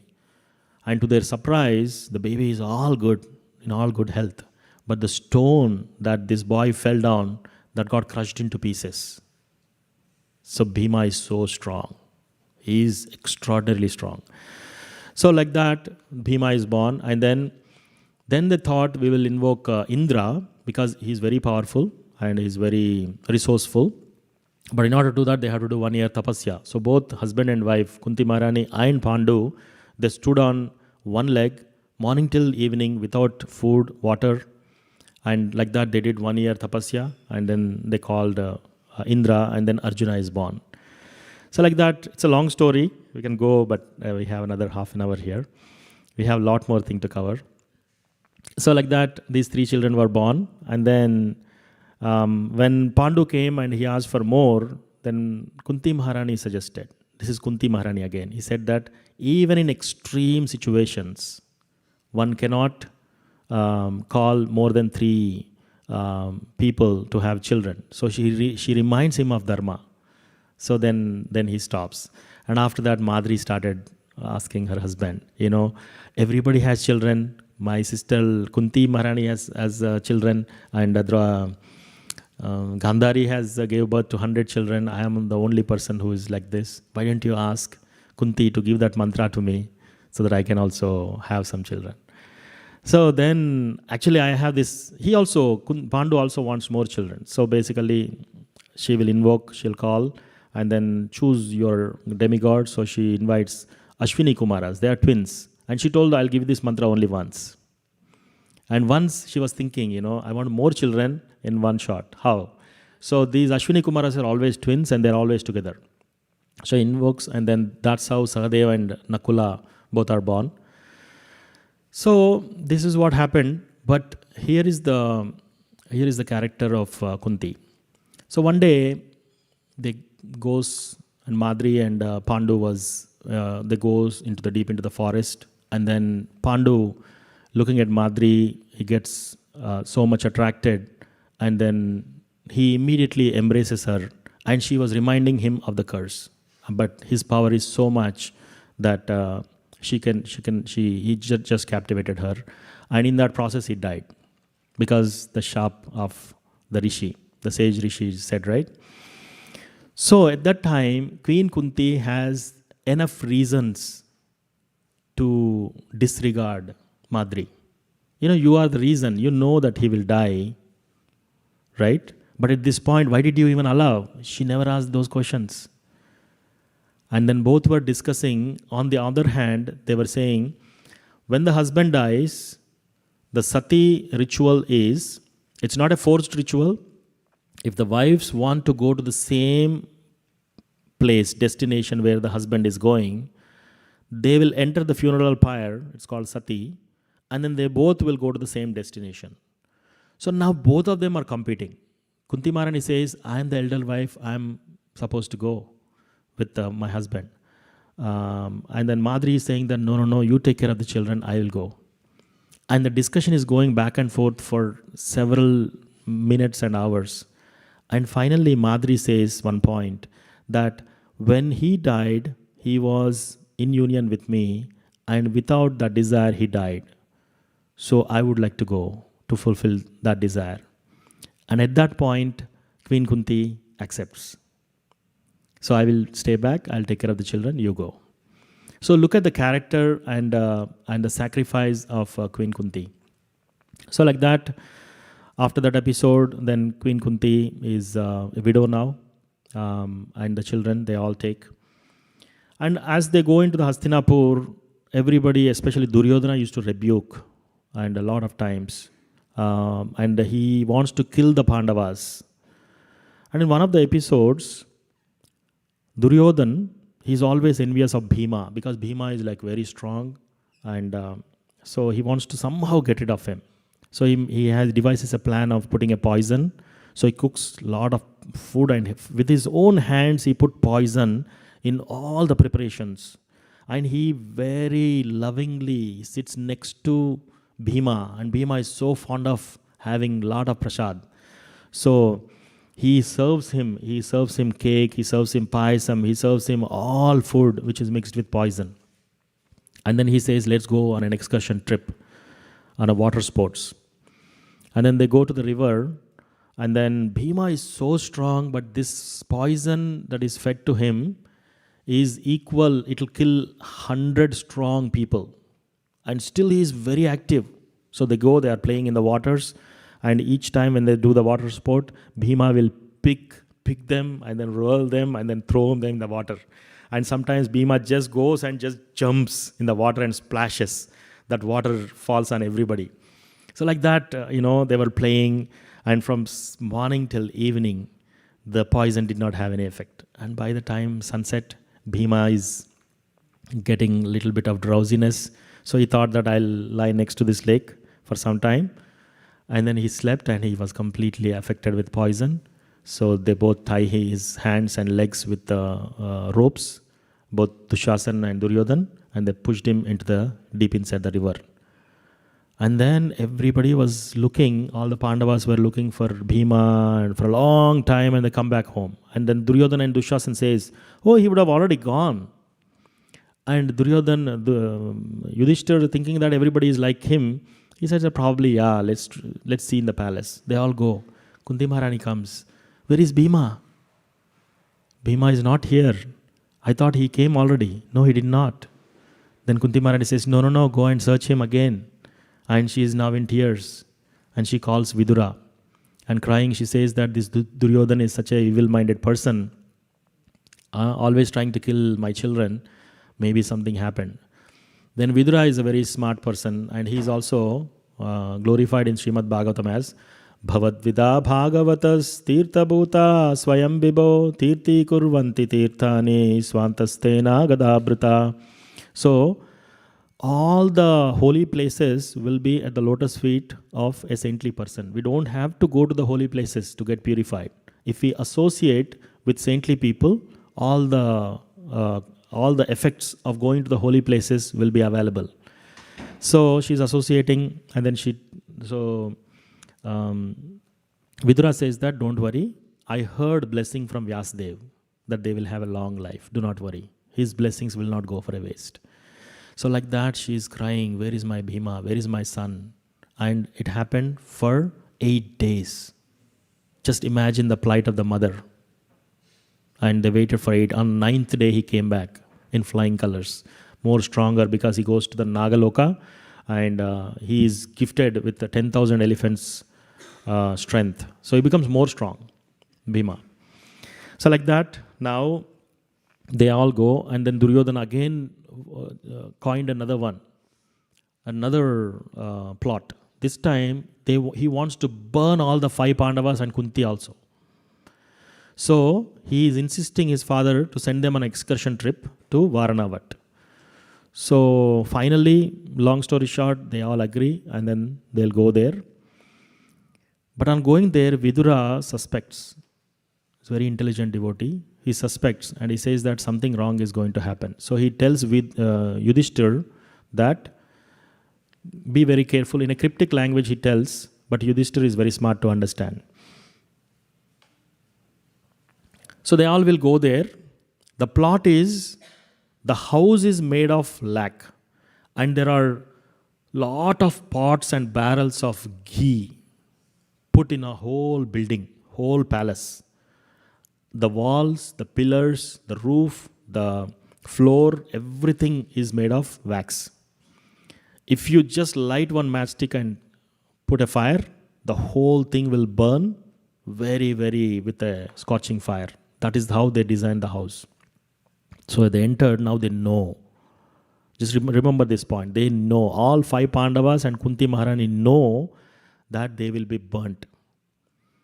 So they were sleeping in that house for 1 full year. Bhima once said that, why are we like refugees doing like this? Just give me an order, brother. Look at my arms. Give me an order. I will go, and with my own arms I will destroy them. I don't need weapons. Give me an order. No, no, no, no. You cannot go there. It's not just Duryodhan. He is protected by a lot of people like Grandshar, Bhishma, Dronacharya, our own Guru. It's not appropriate. So they have to. And more than the 5 brothers, Queen Kunti knows that at any moment they can be burnt alive. And she stayed in that house for 1 full year. Every day they go out and then they'll see which place we have to escape. And they were digging a tunnel with the help of a person sent by Vidura. But imagine if we were in that situation, can anybody sleep peacefully? Okay, you may not worry about your own body, but what about your loved ones, your own brothers, your mother? And what about the mother's condition? All 5 children are there, and if the house is burnt, what will be her condition? So how much distress she has gone through in that 1 year. And one fine day, it is lit, and then they go out through that tunnel. And as they were going, they came across and they were all taking rest, and Bhima is again the hero who is staying and protecting them. There is a Rakshas, man-eating Rakshasa named Hidimba. So, and Hidimba's sister is Hidimbi. So both were there. They will go and eat all the men there, anybody who's traveling in that direction. So all the Pandavas were lying down, everybody except this Bhima is guarding now. And both Hidimbi, the sister, comes and looks at this Bhima. Wow, this person is so handsome. His complexion is like golden color. He's from the heavenly planets. He looks so handsome. I want to marry him. She decides that she wants to marry. But my brother is there, Rakshasa. If we kill him and eat, it's just 1 meal. We may enjoy just 1 meal. But I wanted to spend more time with him. So then she will disguise herself and goes and makes a proposal with Bhima. But Bhima says, no, I have to protect. But she tells, my brother is man-eating Rakshasa. He will be very powerful and he will do damage to all of you. So don't worry, I'll go and smash him. So he will go and the fight is happening. The fight is so terrible. Like when they were fighting, the whole few acres of land got vacated. They were removing the trunks and hitting with each other. And Bhima is 10,000 elephants of Dwapara Yuga. That much strength he has. So finally, he picks up the demon, and the demon comes and puts his arm and he is pressing his neck. So at the time Arjuna wakes up and he comes and, brother, do you need help? Maybe you should take some rest. I will take care of this demon, you go. And Nakula Sahadeva is anyway watching our mother, so don't worry. He's just teasing him. Don't worry, Arjuna, I'm capable. And then he lifts that Hidimba Rakshasa and he whirls him 100 times in the air. And then he smashes on the ground. And when it smashes, it is described in Mahabharata that it reverberated, the ground reverberated the sound of a drum. And he's semi-dead. Still there is life. He again picks him up and he smashes on a sal tree. The tree becomes 2. And the man-eating Rakshasa is dead. So like that, but just imagine the plight of the mother. The mother is seeing these things. His son is fighting a man-eating Rakshasa, right? A demon. How terrible things that she must be going through. So after this episode, they will go. And like that, they all go and the war is happening. So at the time of the war, Kunti Maharani now knew the war is going to happen between Pandavas and the Kauravas. And she also knew that her elder child is alone and he will die. She knew the capability. She knew she is the devotee of Lord Krishna and Krishna is on the side of the Pandavas. So she knew that Arjuna will be safe because Krishna is there. But definitely Karna is going to die. And she felt compassion and she wants to reveal the secret of his birth. She doesn't want him to die without knowing who his mother is. So one day she will go in seclusion in the morning time and she will reveal the secret. O Karna, actually you are my son. And then when she said that, Kunti Maharani has so much reputation that there is nobody to check even. Like, he doesn't have to go and check with somebody, is this true what she's talking about? Because Kunti Maharani's integrity is so great. He said that, and then first time Karna heard that Kunti is mother and is crying. And he says that, she tells, please come and join the Pandavas. But he wouldn't listen. No, Duryodhana put a lot of things on me. And I cannot reject Duryodhana at this point. And interestingly, look at the character of Karna. Krishna himself on the chariot put his hand. Supreme Lord Krishna put a hand on the shoulder of Karna and he said, Karna, your birth secret is now revealed to you. Your elder brother is Yudhishthir. You are a Pandava. So please come and join their army. And when Krishna says that, still, he goes by his own thing. So that is the difference between a demon and a devotee. Right? So the same, when in the mace Yuddha, the Bhima, you should not hit below the belt. But when Krishna said hit below belt, he immediately hit him. What will people think of me in future? My name, reputation, and what will happen? He never thought like that. Krishna said, so be it. Yudhishthir, he never lied in the entire life. Krishna asked him to lie. He waited for a moment, but he lied. So he doesn't want to lie, but Krishna told, he lied. Bhima wants to fight fair. Krishna told to beat below the belt, and he bet. So like that, all of them, and Arjuna is standing when Karna is on the ground, and he's waiting for Karna to come on the chariot while lifting the chariot. Krishna said, now kill him. What will people think of me? He never thought like that. He immediately shot the arrow. So look at how Pandavas, when Krishna told something, what they did, versus Karna, when Krishna told, come and join Pandavas, he did not. He went by his own way. So that is the difference. As devotees, we should just surrender to Krishna and do what he says. So like that, the war happens, the whole war is done. And then finally,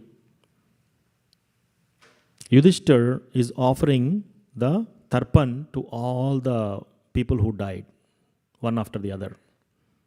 So it did for all the elders, everybody. And Kunti Maharani comes and says, you also offer that to oblations to Karna. I said, why?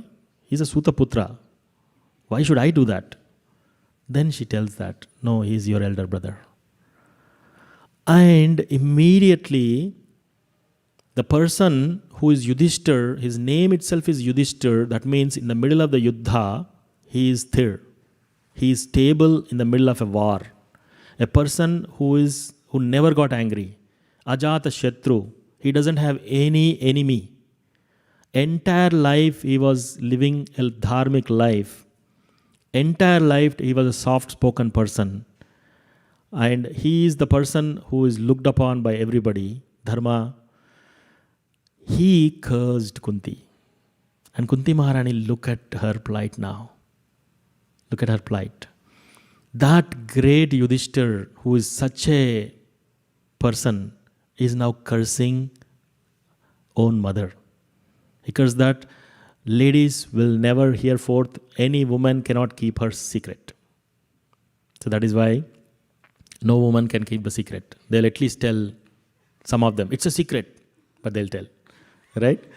My daughter a lot of times comes to me and she says that, Daddy, it's a very great secret. You should not tell anybody. Then you don't tell me. No. So, like that, Yudhishthir curses. So look at the conditions that Kunti Maharani went through. And then finally, she's born at the age of 5, and at the age of 13, she showed compassion to the bird. At the age of 13, she left for adoption. And then her husband died. And after that, lot of things that she has to see, the poison of her son, the whole fire house of lack. And after all this, the curse from his own son. And then she's the mother. Her son is Arjuna. Arjuna's son is Abhimanyu. He died in the battlefield. and she cried a lot. And the fourth, the great grandson Parikshit Maharaj is in the womb of Uttara. And this time Drona's son Ashwatthama hit the Brahmastra. And then Uttara is running, Krishna, please, please, please save me. And in that plight, she's running. And at that time, Krishna was about to leave. So after all this happened, everybody, all the kingdom, everything came to Pandavas. So he's about to leave. He's on the chariot right now. So immediately Uttara went and begged for protection, and Krishna protected. He went inside the womb and protected the embryo of Parikshit Maharaj. While that is happening, Kunti Maharani, she went and then she started praying these Kunti Maharani's prayers. That is the time, that is the context where Kunti Maharani is actually making all these prayers. So, Mataji, can you give me the 36th prayer? Shrinvanti gayanti grinantya bhikshnasaha smaranti nandanti tavehitam jana taeva pashyanta chirena tavakam bhava pravaho paramam padambujam. Shrunvanti. Anybody wants to see Krishna here? Please raise your hands. Please raise the hands. Yeah, anybody wants to see Krishna? Long time or quickly? Quickly, as soon as possible, right? So this verse says the secret. Shrunvanti gayanti. Shrunvanti. You carefully listen to Krishna Katha. Gayanti. You glorify Krishna. So you're all listening to Krishna Katha now. And I am also Gayanti. Like Kirtana. We are also glorifying Krishna. Grinanti. So there is another verse in Srimad Bhagavatam. Tava katamritam tapta jivanam kavibhiriditam kalmashapaham shravana mangalam shrimadatatam bhuvi grinantiye bhuridajana. Bhuvi grinantiye. Grinanti, third word, third letter. So grinanti means somebody who chants and propagates the glories of Krishna. So Shrunvanti, listen to the Krishna Katha. Gayanti, glorify Krishna. Grinanti, constantly chant. And Abhikshnasaha, always. Not just once, always. Smaranti, after doing all this, you should constantly remember. Nandanti tavehitam jana. Or if you can't do this, just be happy seeing somebody doing this. It's an easy one, at least. You be happy if somebody is doing this. Taeva pashyanti. Then pashyant, they will see. Tavakam, Krishna, they will see you. Achirena. After a long time? No. Quickly, as soon as possible. Bhava pravaho paramam padambujam. Your lotus feet is, they will come to your lotus feet. So this is the secret. Simple thing. You hear Krishna Katha, you glorify Krishna, and you constantly chant and propagate the message of Krishna. And always remember, if not, at least be happy if somebody is doing that. That's enough. You will see Krishna very soon if you do that. So that is a beautiful prayer. And she's also praying. Mataji, you can go to 26. 2, 3 up, 23. Yeah. 24. Vishan Mahagne Purushada Darshanad Asat Sabhaya Vanavasa Kruchrataha Mrude Mrude Neka Maharatashtrato Draunyashtratas Chasmahare Bhirakshita. Vishan, the poison cake. You saved us, oh Krishna, you saved us from the poison cake that Bhima ate, my son. Mahagne, from the fire of that house. You saved us from that. And Purushada Darshanat, from the man-eating demon, you saved all of us. Asat Sabha. So this episode I couldn't narrate today because it will take some time. So Draupadi, her daughter-in-law is disrobed in an assembly. And she's saying that, oh Krishna, you saved us from that. Vanavasa Kruchrataha. My children are, and all of us are sent to Vanavasa, like to the forest.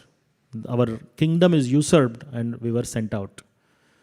Mride Mride Aneka Maharatashtrato. So there are several Maharathis and their astras and everything is coming, and you saved all of us from that. And Draunastra, and recently you have also saved us from Drauna's son, Ashwatthama's weapon. So she's remembering all this and she's praying to Krishna. And then she says, so when she's singing this, now she is Rajamata. In the entire planet, the whole earth is now with Pandavas. All their aggressors are killed. And their troubles are solved. And she is the mother of the emperor of the world. Now she is a different woman, right? She has to be more here. Because earlier she has troubles from external sources. This person might come and kill my son, or that my person can come and create danger. Now everybody is killed already. And who is the main king now? Her own son. So she is Rajamata of the entire world. So how great she should be now? Now she is asking, see, Vipadasyantu tashashvat tatra tatra jagadguru bhavato darshanam yatyada punar bhava darshanam. O Krishna, let these calamities, not the troubles. There is a difference between a trouble and a calamity. A trouble is you have a stomach pain, head pain, or those things. Or somebody insulted you. This is trouble. And Vipada is like earthquake or like a tsunami. That is called Vipada. It's a calamity. So let the calamities come again and again. Look at her mood. Now she is Rajamata, mother of the emperor, and still she is praying. Why, when those calamities come, you came and your darshan was there. We were able to see you. You were protecting us. And when you came, seeing you means we will not have repeated birth and death. We will not have to go through that. So that is her prayer. So here His Holiness Radhanath Swami Maharaj says that we should also expect calamities. We cannot pray like Kunti Maharaj to give us calamities. But we should expect. You expect calamity. If the calamity doesn't come, you should be grateful. Oh, calamity is not there. You should be grateful. And if calamity comes, you are anyway expecting. If something you are expecting and it is happening, there is no surprise. So it's fine. That's a normal, natural condition. If it is not happening, then be grateful. And that point, especially in my life, it helped me a lot when things were going through troubled situations. This kind of mentality will help us to stick to devotional service. Next, Mataji, next page. Janmaishwarya Shrutashribhir Edamana Madappuman Naivarhatya Bidatum Vai Tvamakinchana Gocharam. Janma Aishwarya Shruta Shri. O Krishna, you won't be found, you cannot be conquered even by high birth. When somebody is in a high Brahmana family or a Kshatriya, whatever the highest family is born, that doesn't matter.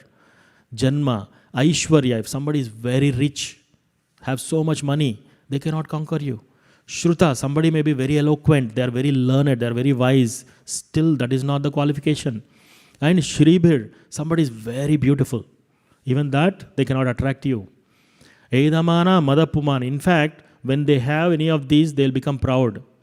But O Krishna, who will understand you? Tvam Akinchana Gocharam means what? Akinchana.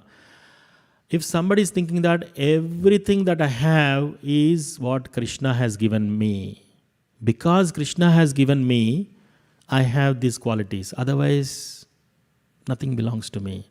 That is Akinchana. If a emperor, if somebody is sitting in the palace, very rich person is thinking that everything, like Maharaj Ambarish, everything I got is because of Krishna's mercy, then he is Akinchana. But if somebody is begging bowl, he has a begging bowl and is begging, he has torn clothes and everything, he doesn't have anything. This bowl is mine. This is mine, this begging bowl. If somebody thinks that I deserve this or this is mine, he is not Akinchana. Akinchana means whether you have anything, whatever you have, that is coming from Krishna. Whether you have a way to sing, a nice way to recite shlokas, or high education, anything you have, that is all from Krishna, then you are Akinchana. So those are some of the important shlokas. It's 9:30, so we'll stop here. Thank you so much. And we can take some reflections or any questions. Yes, Mataji. Mataji, raised. I can give them mic.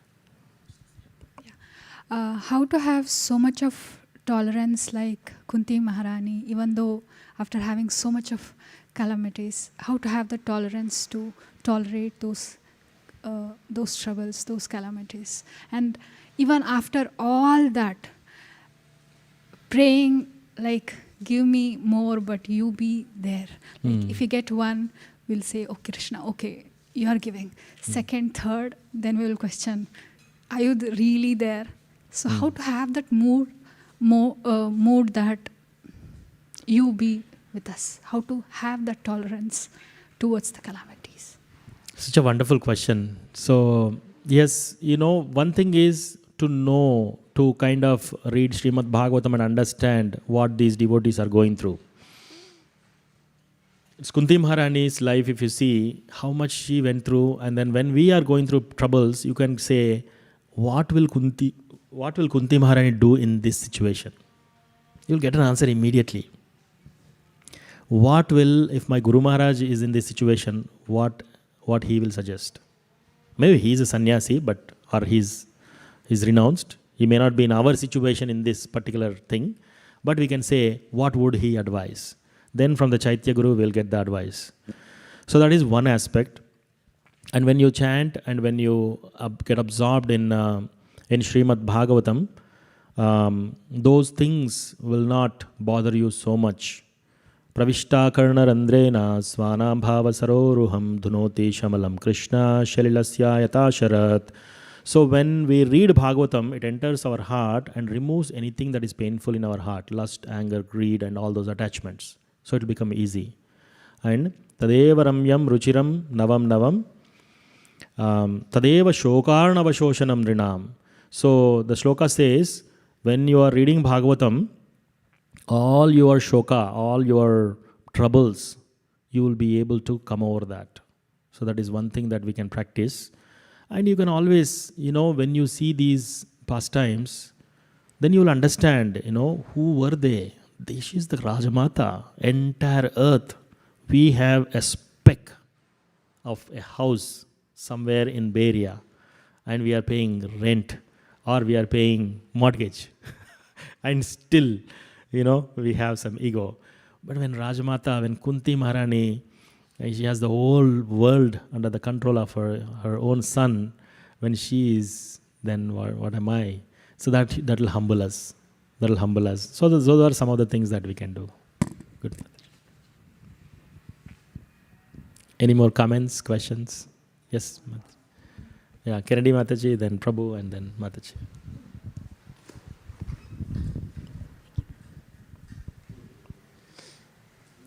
Hare Krishna. Thank you so much. I learned so much context I didn't have. One of the things it reminded me of is I recently read an article by the spiritual scientist, His Grace Chaitanya Charandas, and he had used Kunti's story, and it was in a Back to Godhead, so it was limited on how much he could give in context. But this really helped me realize, because he was giving context to how asking why bad things happen to good people is not the right question. The question, he said, should be, when bad things happen, how do good people respond? And it reminds me that you have Queen Kunti here, who is abandoned by a material rights. She is abandoned at every step. And yet here she is telling Krishna, no, you're there with me. Let the calamities happen. I know you're there. And the beauty of that to me is that no matter what's going on in our life, good or bad, but especially during bad, we can always turn to Krishna. He's always there.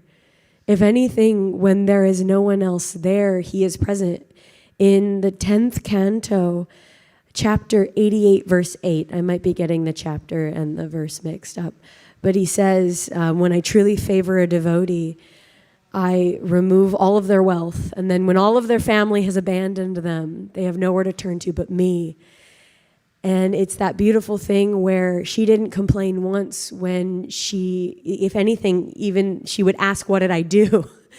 Not even in a sense of blame, but in a sense of compassion, like, how did I hurt you? What can I do? And every single time, it was just Krishna bringing her closer and closer because she had harder things to contend with later in her life. And so the calamities prepared her for further calamities, which prepared her to have gratitude and love for Krishna. And I think that's just really beautiful. Thank you, Mataji. That's such a wonderful realization. And I would like to add our Acharya's comment that why did she has to go through so much is because Krishna will give certain things to certain devotees to reveal certain things. Like for a normal devotee, a small trouble will set them right. But for pure devotees like Kunti Maharani, why do they have to go through so much? Just to glorify them. Now Krishna has given all these to Pandavas and Kunti Maharani just to glorify the greatness of Kunti Maharani. So that is the reason that Acharyas say. Yeah. So we'll go to Ramananda Saka Prabhu, Mataji, and then you both. Yeah. So first Ramananda Saka Prabhu.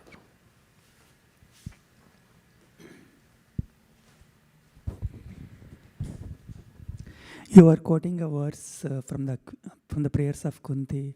You asked us, anyone wants to see Krishna, and everyone had raised their hands. And you are quoting that verse which says, and part of that verse is, one who hears, chants, propagates, remembers, or at least one who takes pleasure in others doing so, can quickly get Krishna's mercy. You are saying something like that.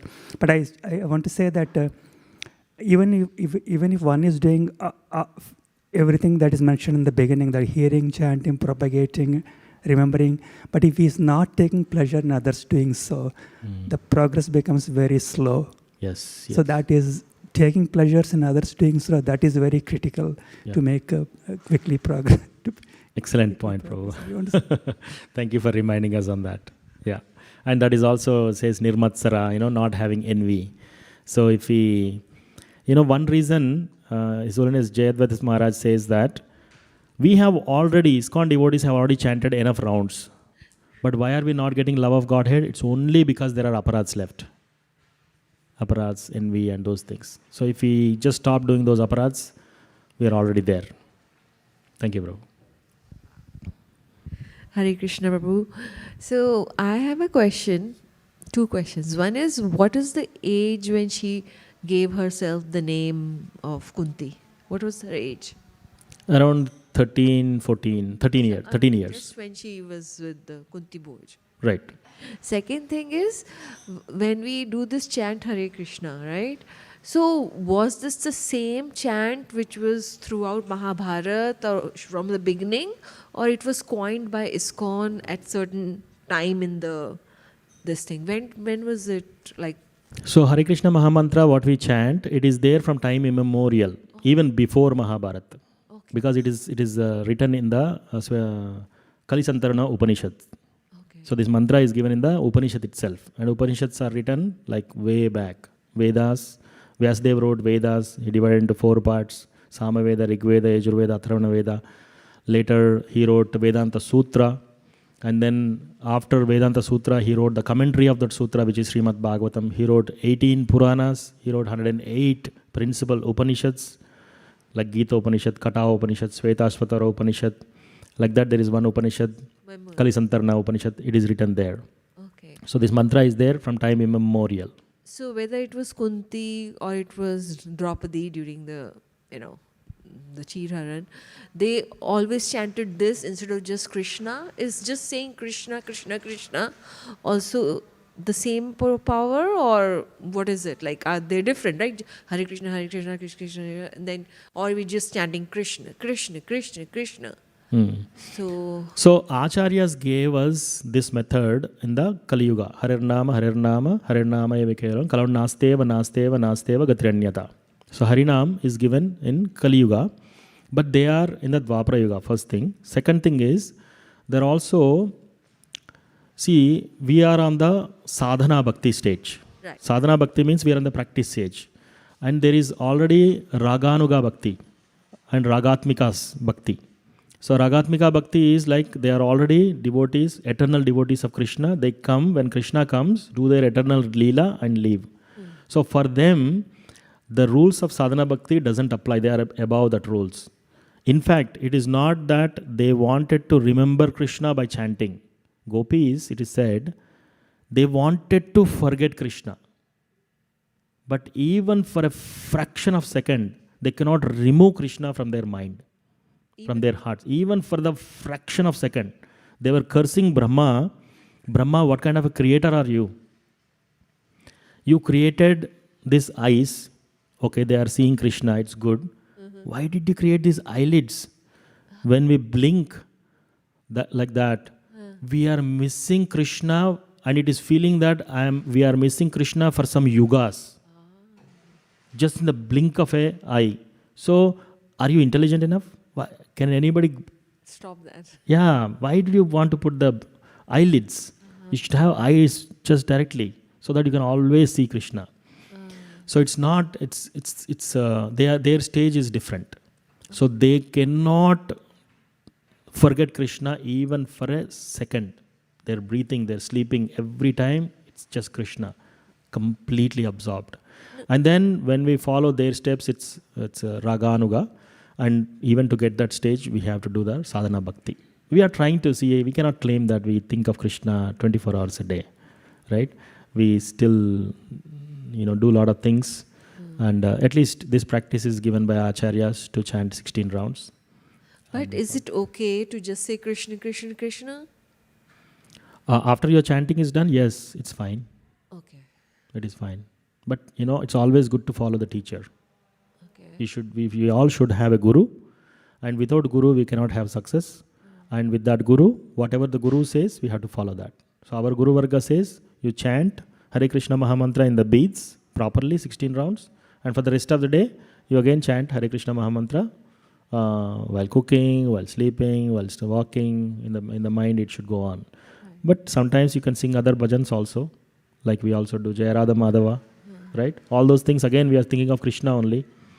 So it's okay. You can also do that. But the prescribed number of rounds, we have to do Hare Krishna mantra the way Acharyas say. Okay. Hare Krishna. Hare Krishna. Yes. Hare Krishna. Hare Krishna. Thank you so much for inviting us, myself and my sister. This is our first time at the temple, and we find Haribol. and we find it very enriching and soothing, actually. I have a question about Bhima, right? I didn't know how he died, because you said he had a lot of powers, and then he went into the water, and then he came back stronger.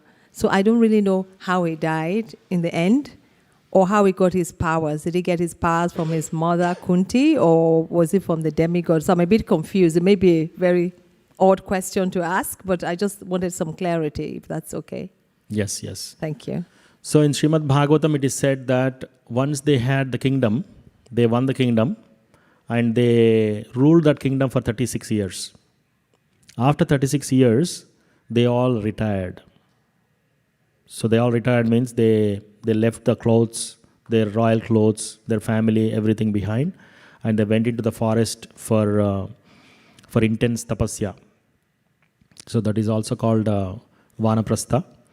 And they went into the forest and in deep meditation, in thoughts of Krishna. After Krishna left his pastimes and he left to his abode, then they retired. They retired, and all the 5 brothers went. And that's how they got the final, this thing. Yeah. There was one more question, Mataji, or is that?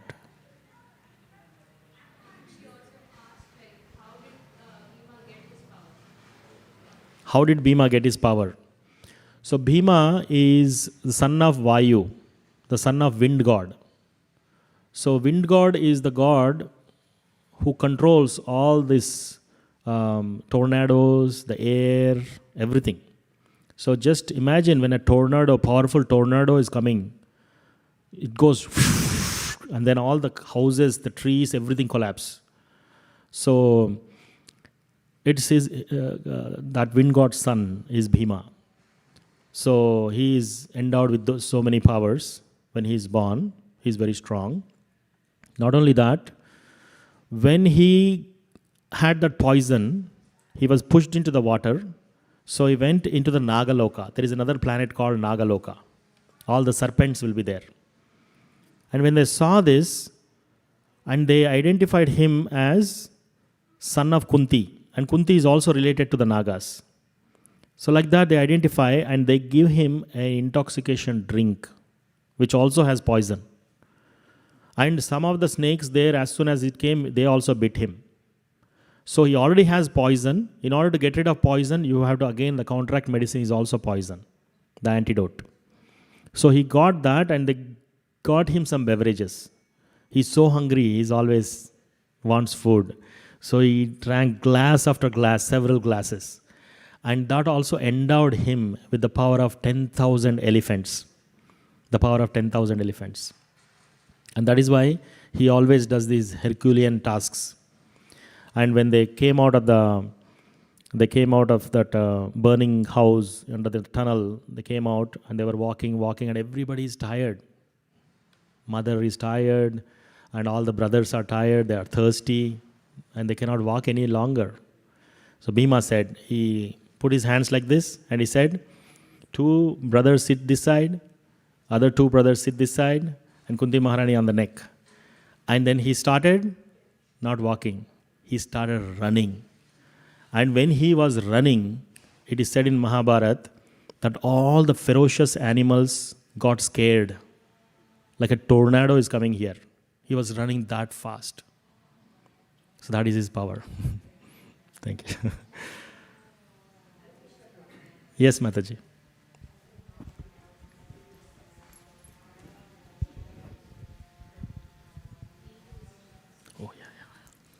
Hare This is the Krishna last Prabhu. question. Okay. Hare Krishna Prabhu. I am from Mumbai. I have one question that is small one. I have been chanting for many years. I was in Seva, all types of Seva in Mumbai temple, Radha Raspberry temple. But my question is, when chanting, not chanting, when kirtan is going on, my full mind is there. But in chanting, no. It doesn't remain there. It goes here and there. But when kirtan is going on, I'm fully absorbed. I enjoy it more. Why? It is a Krishna's name. In kirtan, Krishna's name. Chanting also Krishna's name. But why? This thing happened is in my mind. Good question, Mataji. I'll keep it short and I can talk one-on-one. Yeah, sure. I didn't see Mataji, so I don't know that there is a kids class now. So the quick answer is, see, when you are doing a kirtan, a lot of things are involved, a lot of devotees are involved. And collectively, everybody's vibration is also involved. Yeah. So there may be devotees who are higher than us. There may be devotees, they are singing with love and affection. So that whole thing is a great vibration. So that is also one effect. And also, naturally, somebody is attracted to japa, somebody is attracted to kirtan, somebody is attracted to remembrance. So different people have different types of attractions. So it could be several of those reasons. When you are doing japa, it's only you and Krishna. So you have to train. This is called sadhana. You have to train yourself to kind of go absorb and hear your own mantra. That will also, you can relish more the kirtan when you do that. Okay, Hare Krishna. Thank you. Prabhu. Thank Hare you Krishna. very much. Thank you so much. Kunti Maharani ki jai. Srila Prabhupada ki jai.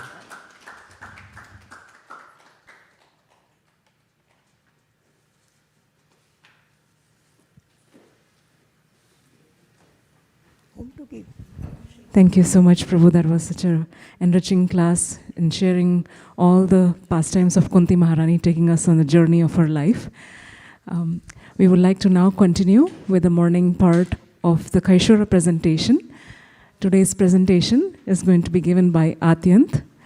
Atyant has been in the Kaishora class he's been in Sunday school since he was a little child. Since he was almost 4 years old, he's been my student. So I'm very grateful and honored to introduce him. Today's topic from the book Disapproved but Not Disowned is on the story from the Chaitanya Charitamrita that's quoted in Chaitanya Charitamrita Madhya Leela, and I'd like to have him present it.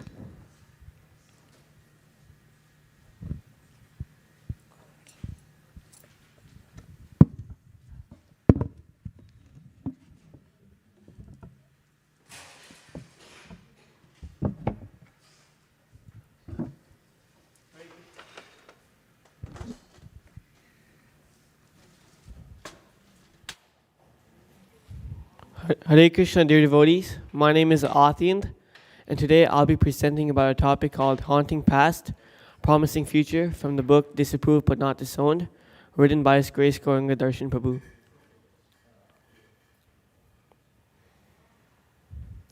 So a key concept I'll be focusing on today is that even cruel criminals could be converted into gentle saints by the compassion of godly people.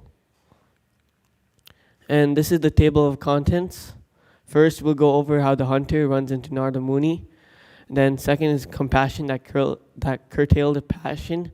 Third is hunting to chanting. Fourth is transformation and good association. And fifth is a summary. So one day, Narada Muni appears deep within the forest. And as he was entering the forest, he scares away all the animals.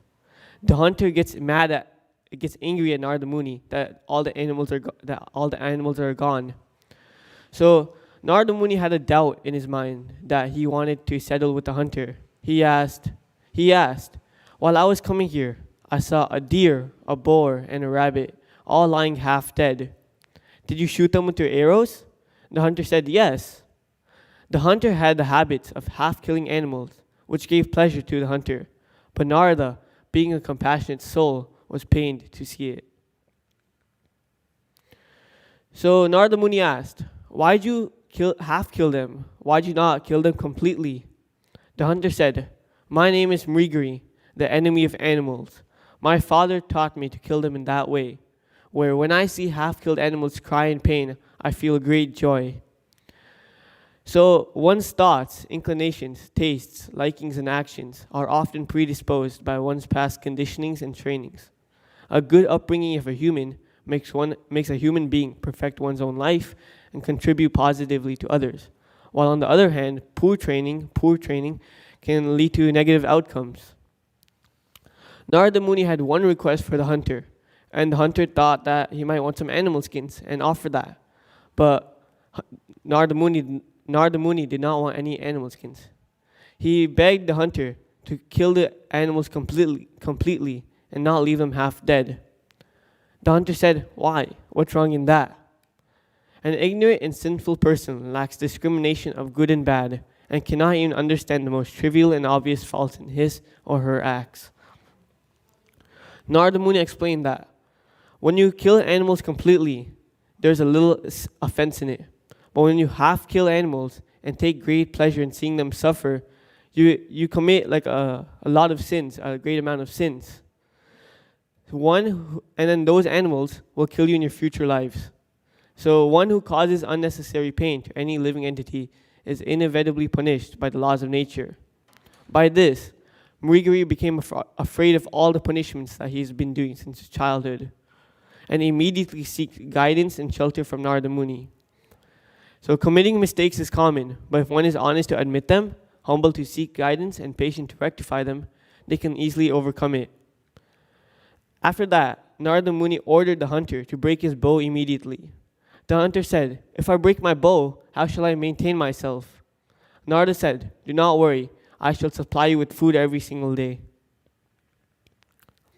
So, as the hunter broke his bow and fell at Narada's feet, Narada Muni told the hunter to go get up and go home and then distribute all your wealth to all the brahmanas living there in your village. After that, he advised him to leave his home and go to a nearby river and build and construct a small cottage home while growing a tulsi plant and watering it daily, along with chanting the Hare Krishna Mahamantra every single day. Finally, Narada Muni sent a sufficient amount of food every day.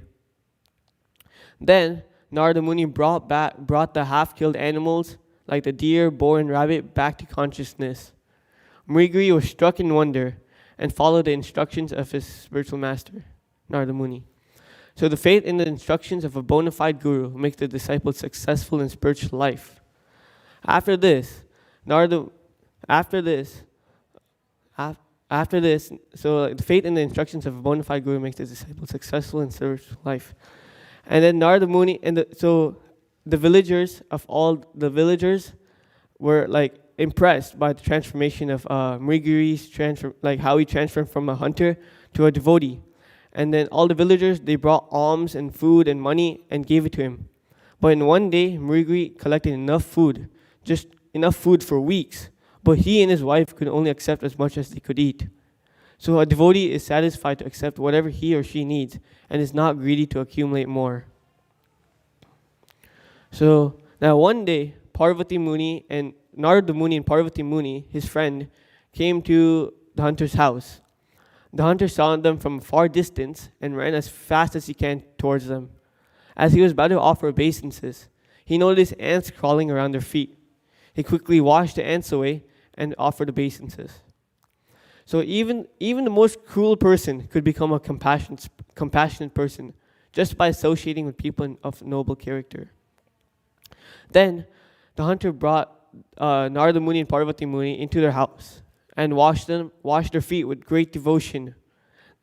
After that, when he started chanting the Hare Krishna Maha Mantra, his eyes were teared up with loving symptoms of ecstasy, and he was dancing to the Hare Krishna Maha Mantra with ecstatic love.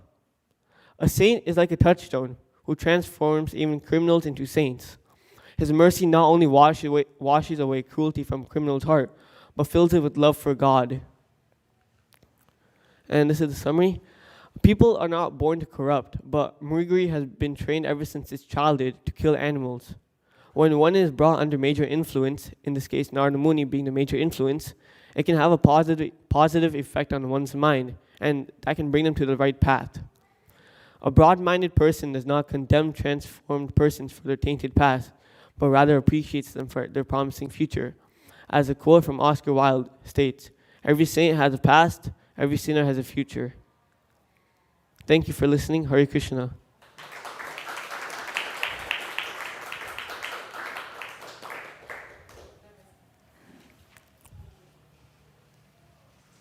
Thank you, Matyan. That was excellent. I'd like to open up for any questions or reflections.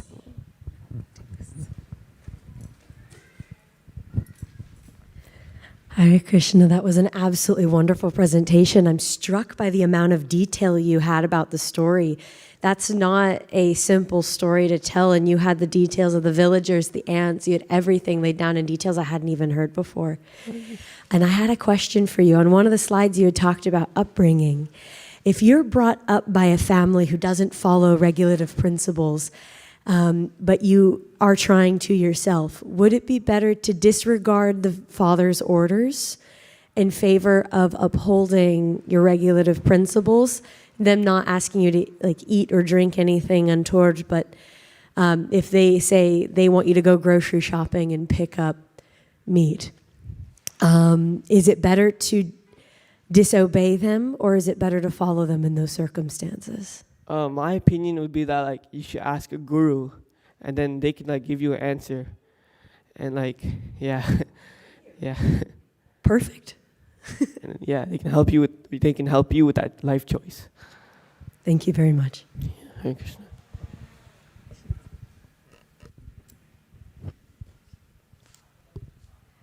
Hare Krishna, I think it was a wonderful, wonderful presentation. What I really liked is it is packed with a lot of learnings. First you told everybody mistakes happen, but what's more important is accepting them, being open to be guided and transform yourself. And then you also showed how the transformation happens, how Krishna's shelter can really help people transform. And then, what is really important. And so many good things you really kind of taught through the lecture. And as even Kennedy Mataji said, you brought up so many good points in such simple way.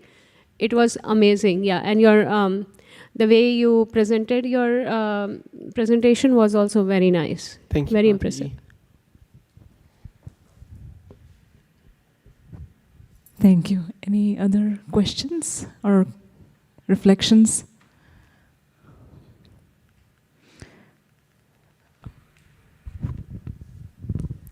Really nice presentation. I just loved the stories that you told so nicely. One question, you mentioned that how you are brought up affects how you do things later on in life. What are the reasons why some people are fortunate being brought up in good environments, some people are unfortunate, like the example stories that you told? And how can they get past their upbringing? So like, they can get past, like, they can be brought up pretty nicely if they start like reading books and chanting the Hare Krishna Maha Mantra every single day. And just like, you can just keep repeating those processes, and like, you can be brought up in a good way. Okay, great. Thank you. Yeah. And do you want to say anything about why some people are fortunate, some people are unfortunate? I mean, like, sometimes they don't have books, and like, they may not have beads, but like, even if they don't have beads, they can still chant the Hare Krishna Maha Mantra. And if there's like a local temple nearby, they can go there and offer, like, pray to God, pray to Krishna. And if they're fortunate enough, they have all the opportunities to serve God, to like do service and stuff like that. Thank you so much. Yeah. Thanks. And to add to what he's saying, it is actually the arrangement of our desires that brings us where we are, you know. Whatever we have desired in the past is what we are today, but what we desire today is what will make our future. So just the association, like in the example of Mrigari, he had some past, reason why he was born like that, and he was trained in a certain way, which obviously was not conducive to his spiritual growth. But it is the causeless appearance of Narada Muni in his life and guiding him, and his Mrigari's openness to being guided. That was his, his victory. That at that point, he was not discouraged by his position or his, whatever his past was, but he was open to receiving instruction and open to reform. So we all have free will. So that free will is how we decide at that moment, what do I want for my future, which will what make us in the future. So yeah, I hope it answers your question. So you think that our own choice, like we have the choice, is even bigger than our past? Yes. So that is the beauty of bhakti. We first of all realize that, Supreme Lord is the supreme independent master, but he's given us this minute, very infinitesimal independence to every one of us. It is up to us how we use it. And we have misused it in the past, which is why we are here. But we are using it properly if we continue to be in the path of bhakti. That's what is, it's like Srila Prabhupada says many times that when we eat, like somebody asked him, how do we know I'm doing the right thing in my bhakti? He gives a very simple example that just like if I'm hungry and I eat, I know exactly I'm satisfied.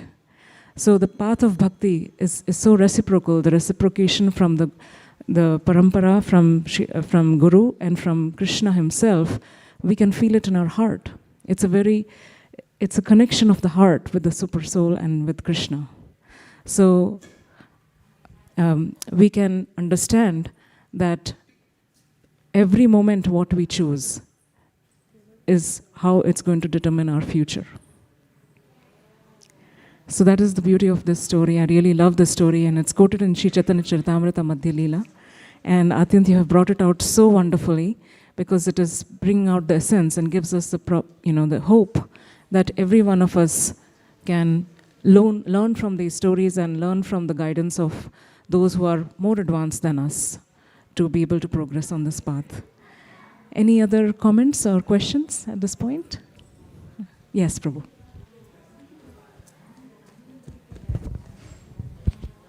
Hare Krishna. Thank you for the presentation. It's very nice. I just have one quick comment, and it connects to the previous lecture, where it's mentioned that success in bhakti lies in how much compassion we have for other living entities. And from this story you told us about Narada Muni coming across a hunter, I think for most people, seeing the hunter, we would be disgusted, and we wouldn't want to associate with this person, or we would blaspheme them. But Narada Muni did just the opposite. He took him under his shelter and was very compassionate towards him. And that's why Narada Muni is such a bona fide devotee, because of his endless compassion. And I felt like that was a major theme today, was definitely compassion in both lectures. Thank you. Thank you for sharing your realization, Tim Prabhu. Yeah.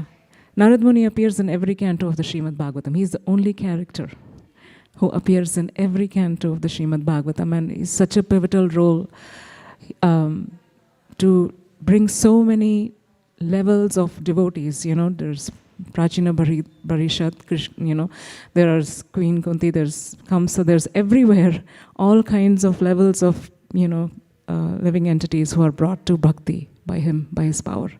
So yeah, we're very grateful for his presence in this presentation like that. So thank you so much, Atyant. Thank you all for your encouragement and, so nicely asking wonderful questions. This is the whole mood of bhakti, to exchange thoughts about Krishna, to talk about Krishna, and bring joy to each other by hearing and understanding his pastimes. And thank you, Atyant, so much for enabling that. I'm very proud of him. Like I said, he's been my student since he was 4, and he's grown into such a wonderful devotee, always serving, doing menial services. So that shows the humility. Thank you so much, Atyant, for all that you demonstrate by your example. It means a lot to all of us. Thank you. Hare Krishna. And we'll now go on to the next part of the program, which is Guru Puja. Let's all stand up and arrange the room for that.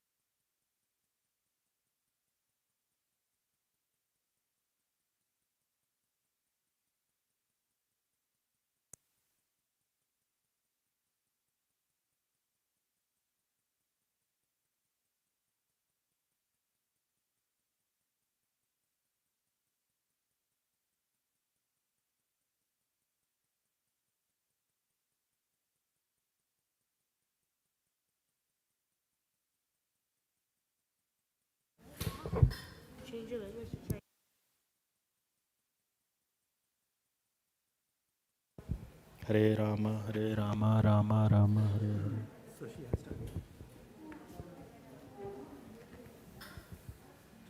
Hare. Hare Krishna, Krishna Krishna.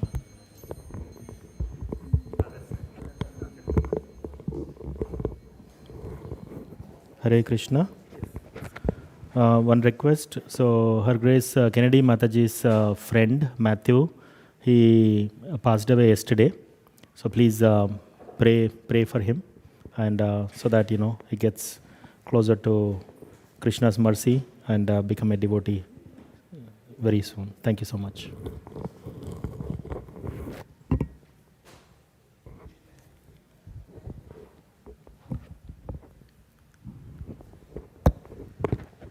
Chadiya Vaishnava Seva Nistare Paye Chekeva. Chadiya Vaishnava Seva Nistare Paye Chekeva. Chadiya Vaishnava Seva Nistare Paye Chekeva. Chadiya Vaishnava Seva Nistare Paye Chekeva. Chadiya Vaishnava Seva Nistare Paye Chekeva.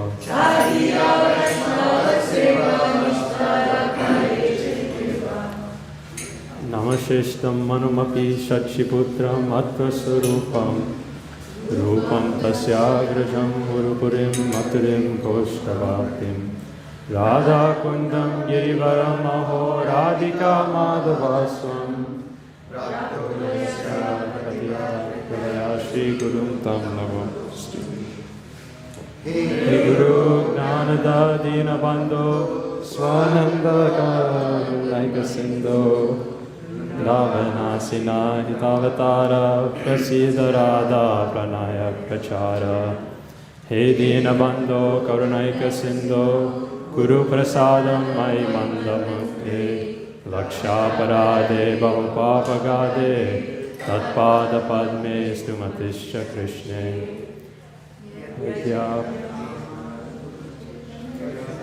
Dasa Kijanaye Tahara Prakash Guru Krishna Rupana Shastra Pramane Guru Rupe Krishna Kripa Karena Bhakti Gane Shiksha Guru Ke Tajani Krishnera Swarupa Antaryami Bhakta Sheshta Edui Rupa Naivo Kayantyat Pichitam Kavayastavesha Brahma Yusha Pikritam Ridamuda Svaranta Yontar Bahisthanuvritam Ashubham Vidunvan Acharya Chaitya Vapusha Swagatim Yanakti. Without serving the representative of Krishna, nobody can approach Krishna.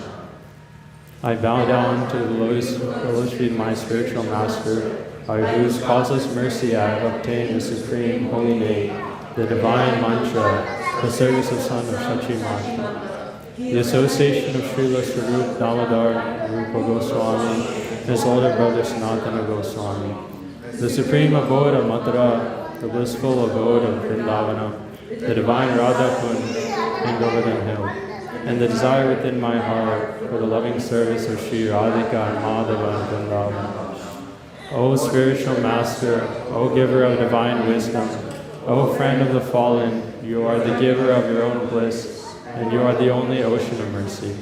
Although dwelling in Vrindavan, you have descended for the welfare of fallen souls like myself, and you are preaching the divine love of Radha for Krishna. Please be kind upon me. O friend of the lowly, O Gurudev, you are the only ocean of mercy. I am a dull fool and have committed hundreds and thousands of offenses. I have fallen into a dense myriad of sins. Therefore, grace me with your mercy so that my mind may be fixed on your lotus feet, non-Shri Krishna. Although I know that my spiritual master is a servitor of Sri Chaitanya, I also know him as the manifestation of the Lord. According to the deliberate opinion of all revealed scriptures, the spiritual master is not different from Krishna. Lord Krishna, in the form of spiritual master, delivers his devotees. One should know the instructing spiritual master to be the personality of Krishna. Lord Krishna manifests himself as the supersoul and as the greatest devotee of the Lord.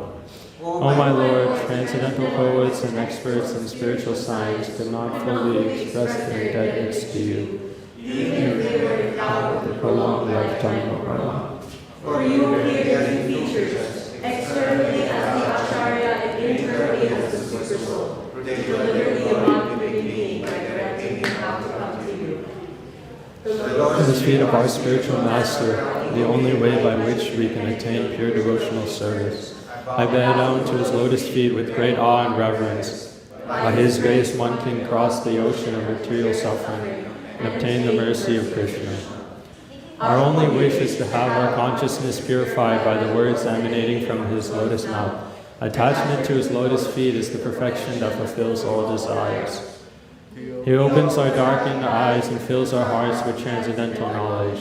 He is our Lord, birth after birth. From him ecstatic prema emanates. By him ignorance is destroyed. The Vedic scriptures sing of his character. Our spiritual master is the ocean of mercy, the friend of the poor, the Lord and the master of the devotees. O Master, be merciful unto us. Give us the shade of your lotus feet. Your frame is spread all over the three worlds. Shri Guru Charana Padma Kevala Bhakati Sadma.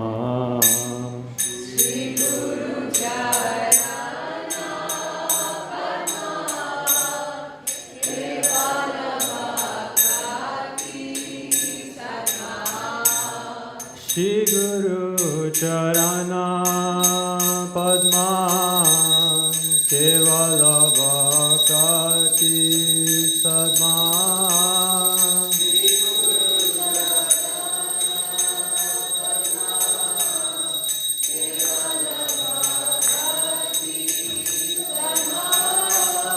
Bando Mui Savadana Mate.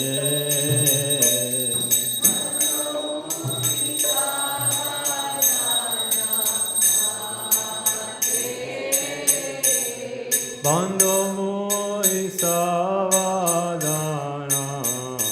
Mate.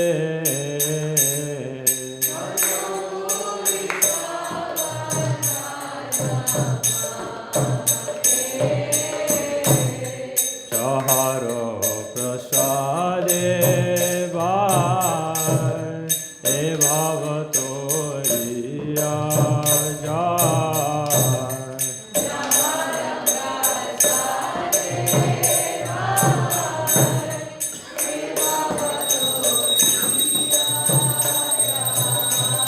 Krishna prati hoy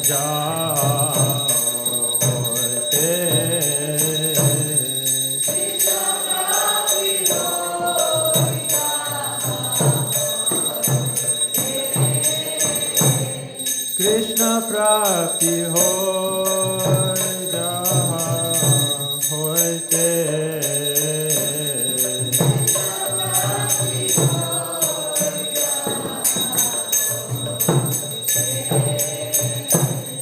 Guru Mukha Padma Vakya Chitete Koi Ho Aikya.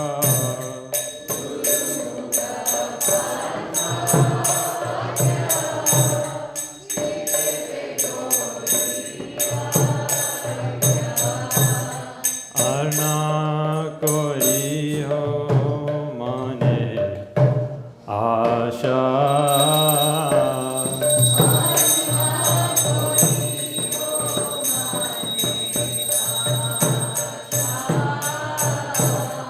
Arna Koi Ho Mane Asha.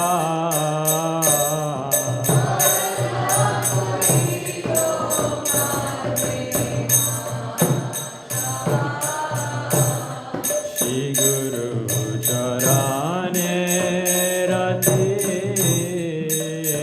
Se Uttama Gati.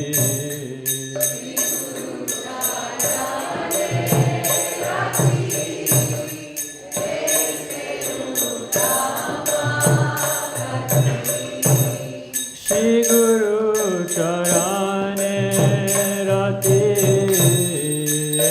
Se Uttama Gati.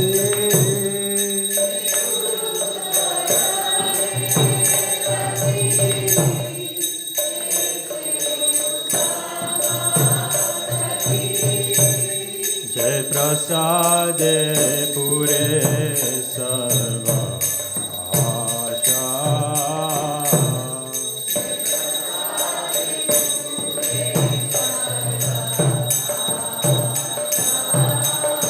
Krishdana Dilo Jai Janme Janme Prabhu Se.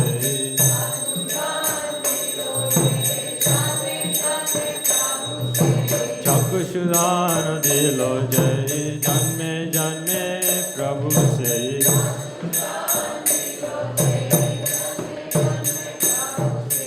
Devyagnan Hriday Prakashito.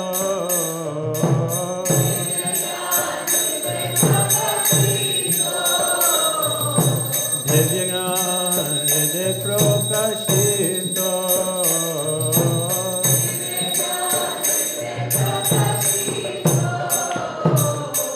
Prema Bhakti Jaha Hoite Avidya Vinasha.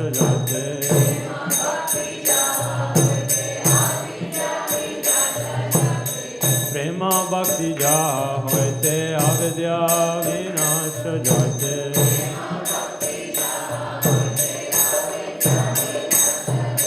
Veda guys જાહર ચરિતો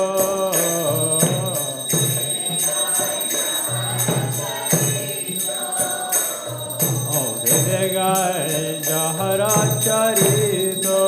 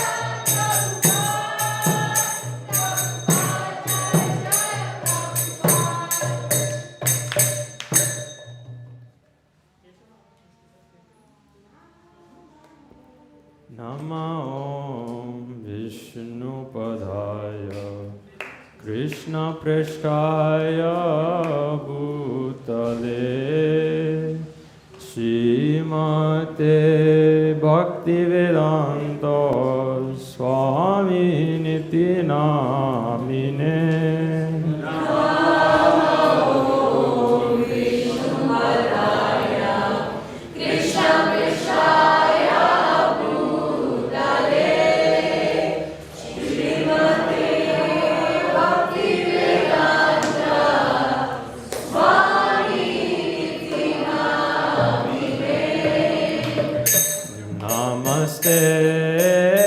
Saraswati Deve Gauravani Prachayine Nivishesha Shunyavadi Pashatyadishatayine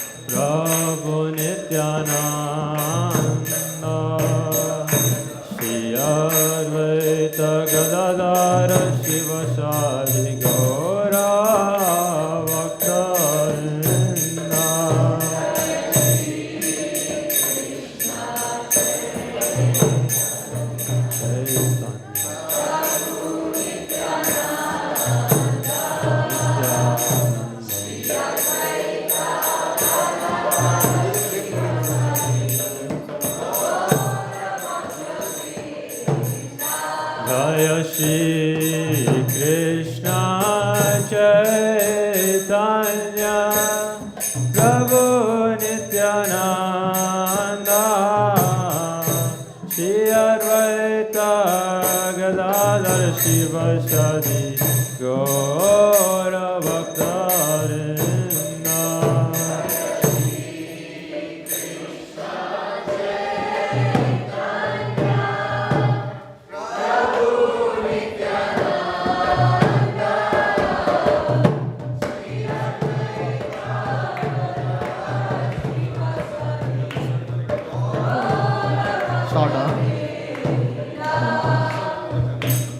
जय ओम विष्णुपाद परमहंस प्रयोजकाचार्य अष्टोत्तर श्रीमद् भक्ति सिद्धांत प्रभुपाद की जय।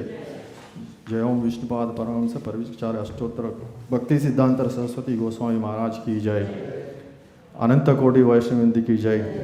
नामाचार्य श्री हरिदास ठाकुर की, ISKCON founder Srila Prabhupada की जय। श्री कृष्ण चैतन्य प्रभु नित्यानंदा श्री अद्वैता गदाधार श्रीवासादि गौ भक्तवृंद की, श्री श्री राधा कुंड श्याम कुंड गिरि गोवर्धन धाम की, गंगा माई की, यमुना माई की, भक्ति देवी की, तुलसी देवी की, समवेत गौड़ भक्तवृंद की, all glories to assembled devotees, all glories to assembled devotees, all glories to assembled devotees, all glories to Sri Guru and Gauranga.